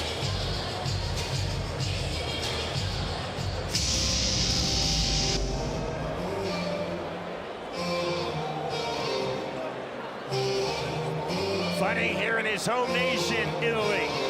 Marco Giustarini now set for bout number 2 in BKFC. Giustarini has had 9 pro MMA bouts. He told us in our fighter meeting, I am focused on quality over quantity with my punches. I will stay long and I will be very accurate from range. Feels like he's an excellent counter striker, throws very precise. Feels like he's much more technical than his opponent. Is going to showcase that. Also of his opponents, Dimitrov, Marco Giustarini said he's definitely tough, but I believe that the toughness outweighs his technical expertise as a fighter. Giustarini said expect big swings off from scratch from Dimitrov. I have to smartly counter as he throws wide power punches. But there is time, he said, he does want to strike first. Make sure he's stopping his opponent from attacking. His opponent wants to get in a throw first. If he can beat him with the punch, he's going to knock him out quicker. Once again, Jeff Houston. Ladies and gentlemen, we are set for the next fight of the night, scheduled for 5 2-minute rounds in the featherweight division, presented to you by Blackout Coffee Company. Introducing to you first, fighting into the red corner. Tonight he wears black and red with gold trim.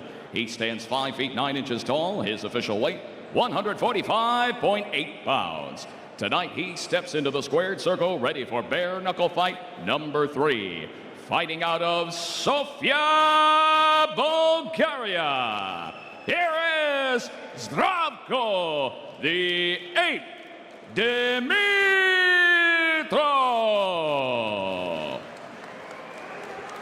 And across the ring, his opponent, fighting out of the blue card. Tonight he wears the proud colors of Italy. He stands 5 feet 8 inches tall. His official weight, an even 144 pounds. His MMA record stands at 9 fights. And tonight he steps into the squared circle, ready for bare knuckle fight number 2. Fighting out of Latina,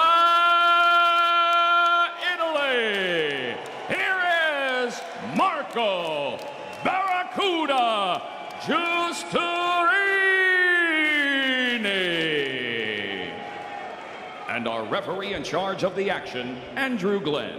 Zdravko Dimitrov said, range is my key to victory. I have to dictate when I am long. I have to dictate when I'm on the inside. Round number 1. Backing off of scratch is the Italian Marco Giustarini. He's in the white, green, and red trunks. Black and red trunks for the Bulgarian, Zdravko Dimitrov. To the inside, there's the left hand from Giustarini. And from the outside, the jab from Dimitrov. Right hand to the body. Downward 2 from Giustarini to the body. Here's a right hook to the body in reply from Dimitrov. Right again to the body. And a third right hand to the body from Dimitrov. You can just see really wanting to do exactly what he said, target that body. Dimitrov on the level change, overhand right. The thing, once you start laying that right to the body, the right hand upstairs will land because you have to block. Those body shots are killing. 2 off the mark from Giustarini. And inside pressure, swing and a miss. Clearly a slip ruled as such by Andrew Glenn. Sporting touch of hands, right back to it. 65 seconds remaining, round number 1. Big left uppercut from Giustarini. Dimitrov took that exceedingly well. Went right back to that right hand of the body. Both fighters swinging big. Double jab from Dimitrov. To the center circle, Zdravko Dimitrov. Right bolo punch from Giustarini. Giustarini landed a great left hand at the body. You see how that's ruled? And that is ruled. And I believe correctly so, is a slip pushed down by referee Andrew Glenn. Dimitrov just made a statement. I'm stronger than you, I'm gonna bully you around. Jab not getting through from Giustarini. High tight striking guard of Zdravko Dimitrov. Left uppercut off the mark. Giustarini definitely showing his creativity with his striking here in round number 1. Fighters showing their speed as well. Fast jab from Giustarini.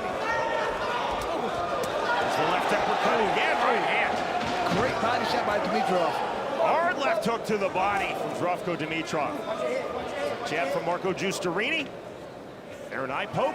Great sportsmanship to the bell. Snacks at the end of round number 1. OnlyFans brings you this exclusive look at the arrival of Rico Franco, one of the top pound-for-pound fighters in all of bare knuckle fighting championship. He will have the trilogy bout, which is also for the inaugural BKFC 165-pound European title versus Jimmy Sweeney, 29-4 in his illustrious bare knuckle career. Jimmy Sweeney, long regarded as the best fighter in the sport of bare knuckle, not to have appeared in BKFC. That changes tonight in our main event. Level at 1 win apiece. It's our trilogy. You will see Rico Franco versus Jimmy Sweeney live on DAZN from here in absolutely stunning Florence, as tonight Bare Knuckle Fighting Championship hits nation number 10 and our debut in Italy. Sean, I was very impressed with both fighters' body work in that round. Dimitrov, those right hands. Giustieri, those left, almost to the liver area. That was a fantastic shot. Slight delay.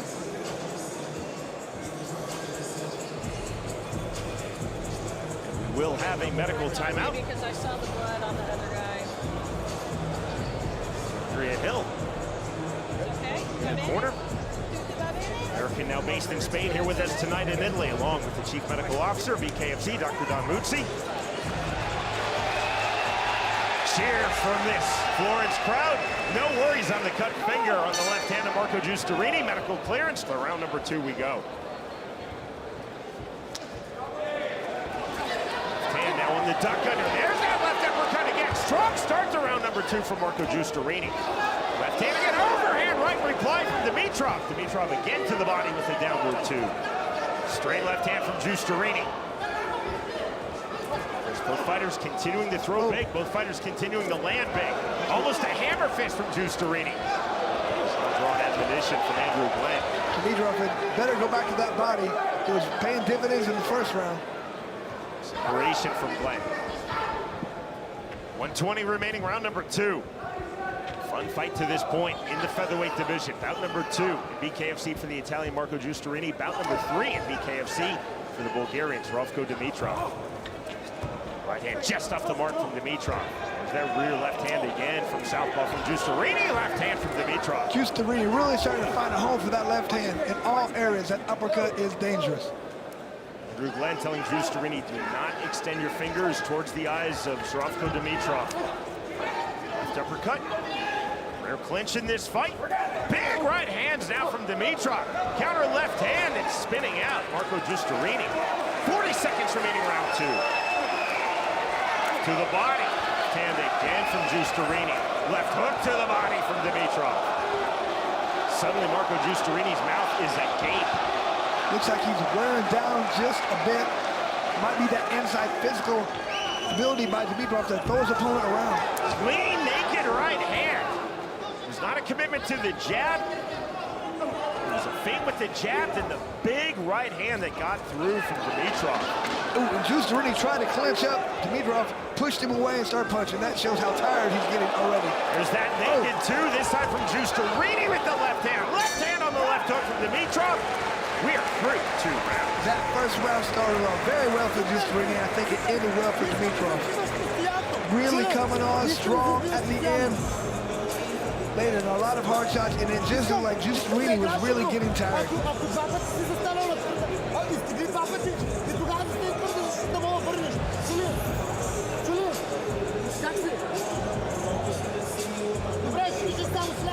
Giustarini had a very good start. He has to make sure he can control that a little bit better.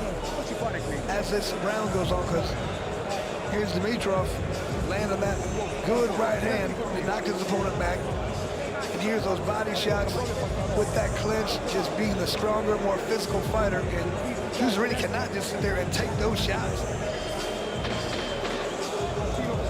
Gotta tie up, you've gotta frame out, you're gonna get out of that clinch. He's not doing well in there, not where he wants to be. He wants to be outside, throwing those uppercuts, throwing those 1-2s. He's faster, he's more technical. Very entertaining fight through the opening 2 rounds. To round number 3 we go.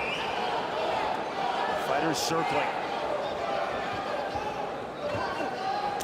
2 off the mark. Step in 2 from Zdravko Dimitrov. Jussarini continuing to move his feet. Missionary lead right hand.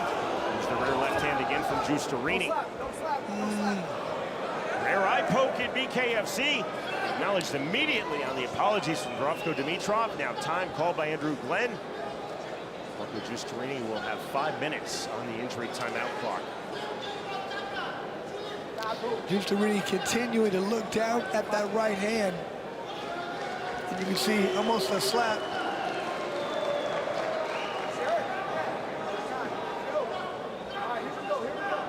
Thumbs up from Marco Jussarini again. Given 5 minutes, it took about 25 seconds. Time in. Round number 3 resumes. Immediate apology from Dimitrov. More of a flail. Obviously no ill intent. Acknowledged as such by Andrew Glenn. Ruled accidental. We fight on. Jussarini right back to the movement from center circle. Dimitrov up to the body. Jab to the head, winding up his rear left hand, Jussarini.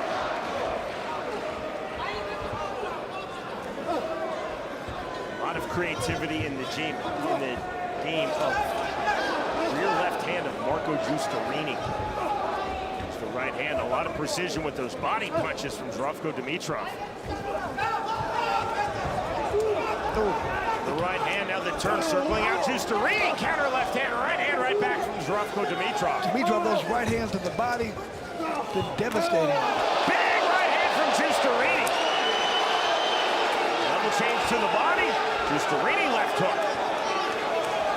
The fighters continue to go back and forth, landing significant strikes. 20 seconds remaining, round 3. Circling out Jussarini. Left hand, clean right hand from Dimitrov.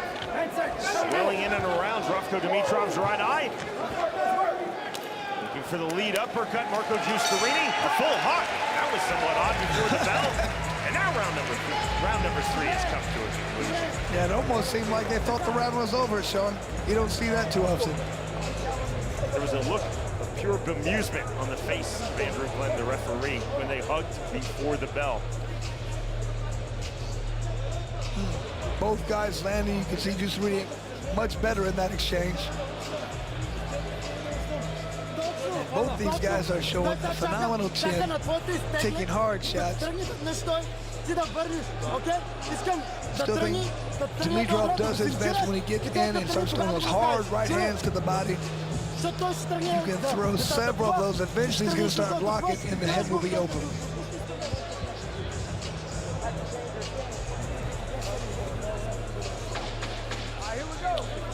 Seconds out called.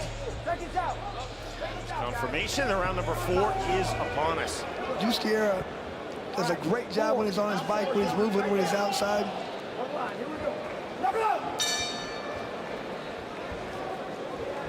Immediately, bounce of the footwork in the center circle. Now forward pressure from Marco Jussarini. Dimitrov in and out as well, but from range, feigning with the rear right hand, Zdravko Dimitrov. 2 from Jussarini just off the mark.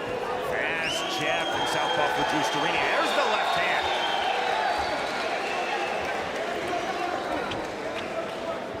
Chris, to this point in the fight, Marco Jussarini has been creative and he's been active with that rear left hand from southpaw, oftentimes not needing the jab. Also to this point in the fight, Zdravko Dimitrov has been effective. Level changes, hard hooks to the body. Often in reply. the left hand, right hook. Overhand left from Giustarini. Now to the body and replay on cue goes Zdravko Dimitrov. That's when he's at his best. I like it. What both guys are doing at this point, they're both fighting very good, using their game plan. Hands high and tight for Dimitrov. There's that rear naked left hand from Giustarini. Fighters staying active with their respective lead hand. 45 seconds remaining, round number 4 of this featherweight bout. Hard right hook to the body from Dimitrov. After that from Giustarini. Rear left uppercut, almost a bolo punch with the left hand from Marco Giustarini. Right to the chest. Dimitrov landed that flush. Uppercut to the chest from Dimitrov. 20 seconds remaining, round 4. 2 off the mark. Clever turn, hook to the body. Overhand right.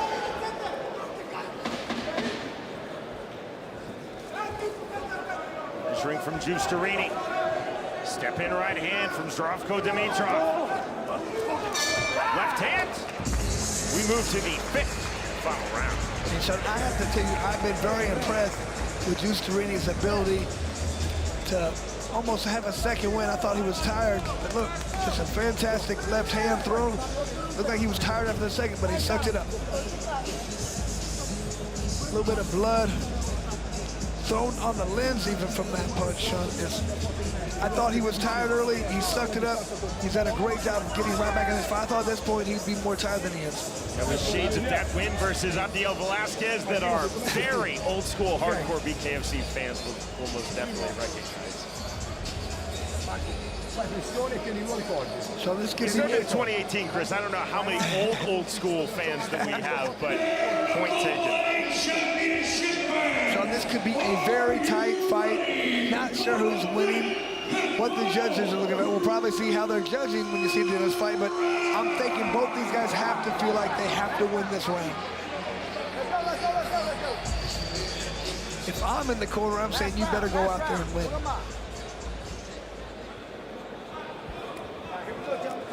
Second full hug of this fight. Now round number 5.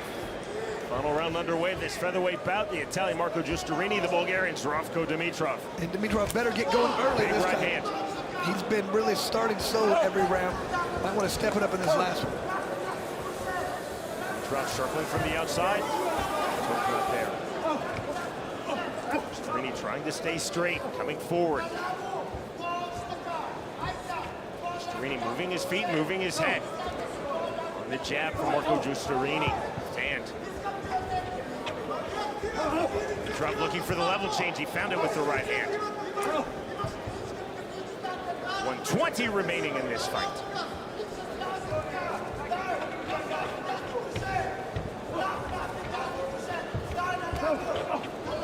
And just off the mark. Rear left hand from Giustarini. 1-2 now for Marco Giustarini. Change again. That is when Zdravko Dimitrov in this fight has been at his most effective. The level change and the hooks to the body of Giustarini. Stepping outside that lead foot. Trying to throw that straight right to the body. There was a flail, almost an illegal backhand from Giustarini. That's when the two fighters paused and started smiling at each other.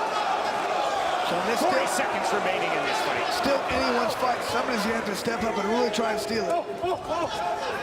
Forward straight punches from Giustarini. Again, hard to the body. The entry right hand, left hook from Dimitrov. And on the elbow of Dimitrov. Giustarini resetting. Right hand from Zdravko Dimitrov. Left hand on the step in from Marco Giustarini. Left hand again. 1-2.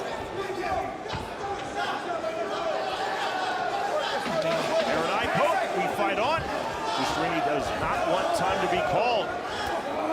And level change to the body on the right hand from Dimitrov. 1-2 from Giustarini. The bell. That is the end of a very entertaining featherweight fight. Yeah, both those guys, they showed their durability, how tough they were. They ate a lot of shots.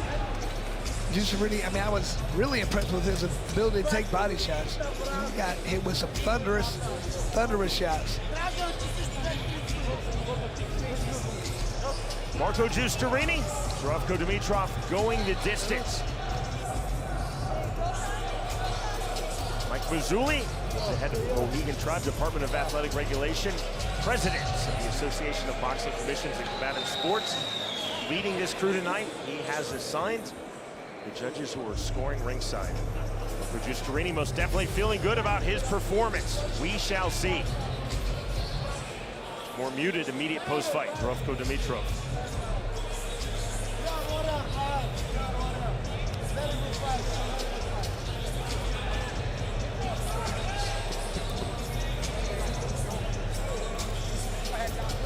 Tremendous respect.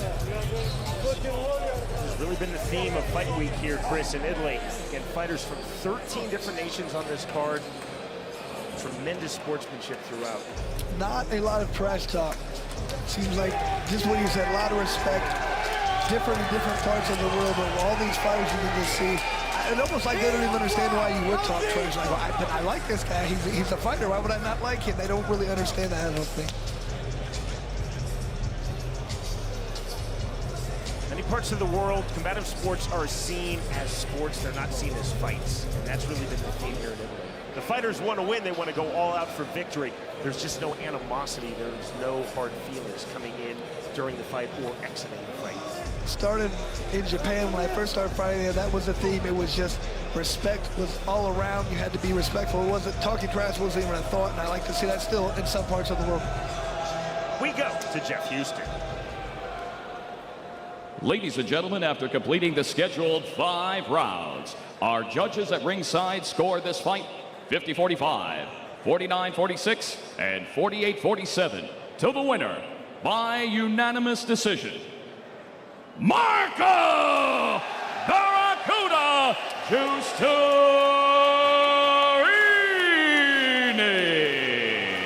The judges really like what Giustarini was doing with this movement.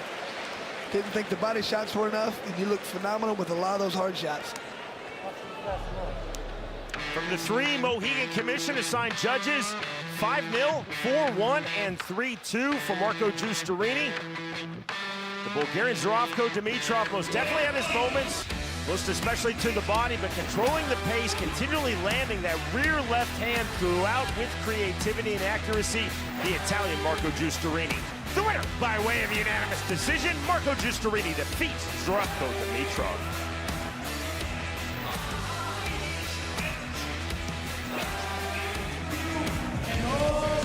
We are here in Florence, Italy. What an incredible city that it is, folks. And of course, we have the fighters starting to file in here for this incredible main card that will be live on DAZN. OnlyFans gives us the exclusive look at our cruiserweight champion, Chris CAMOZZI, in the house, ready to defend that title against the Rocky story, the Cinderella story, Andrea BICCHI from right here in Florence. It's CAMOZZI, it's BICCHI. It'll be live on DAZN. Saturday, May 2nd, the world's most exciting combat sport, Bare Knuckle Fighting Championship is back with BKFC Fight Night Clearwater. In the main event, Jared Captain Deadpool Warren hopes his punching power gets him back on the winning track when he throws down with a man looking to make his name punch by punch. Joseph, Dark Knight Career, plus the 6-1 Royal Ryan Reber scraps with the tough as nails. Matt the Silencer Guyman. Watch the incredible action live on the BKFC app. Download it at bkfc.com. Saturday, May 10th, get ready for another night of pure action when the world's most exciting combat sport, Bare Knuckle Fighting Championship, returns. In the main event, two titans who love to throw down go to war when Mike the Marine Richmond and Josh D-Day Dyer knuckle up. In the co-main event, heavyweights collide as Ben Moa looks to stay on the winning track when he fights the dangerous Bobby Zombie Brents. Plus many more adrenaline-fueled bare knuckle fights. Watch it live only on DAZN. Sign up now at DAZN.com. Across the globe, BKFC has delivered raw combat. In Thailand, warriors clashed with unrelenting force. England became a battleground for unforgettable moments. Bulgaria brought fire and grit. In Spain, they witnessed the unbelievable. And in Dubai, passion fueled every punch. Now, Bare Knuckle Fighting Championship lands in the cradle of the Renaissance, Florence, Italy, a city famed for timeless art. Michelangelo, Da Vinci, Botticelli. Tonight, BKFC unveils a new masterpiece, The Art of War. The canvas is the squared circle. Here, the warriors like rising star Nicole SCHAEFER and the heavy hitter Steve Panda Banks paint with blood on their path to glory. Also in the co-main event, a feud reignites. It's Rico Bon Franco versus Jimmy Sweeney for the European welterweight title. Then, hometown hero Andrea BICCHI receives a once-in-a-lifetime shot when he faces cruiserweight world champion Chris CAMOZZI. From Florence, Italy, inside Palazzo Juani Frenzia, this is BKFC 73, live on DAZN.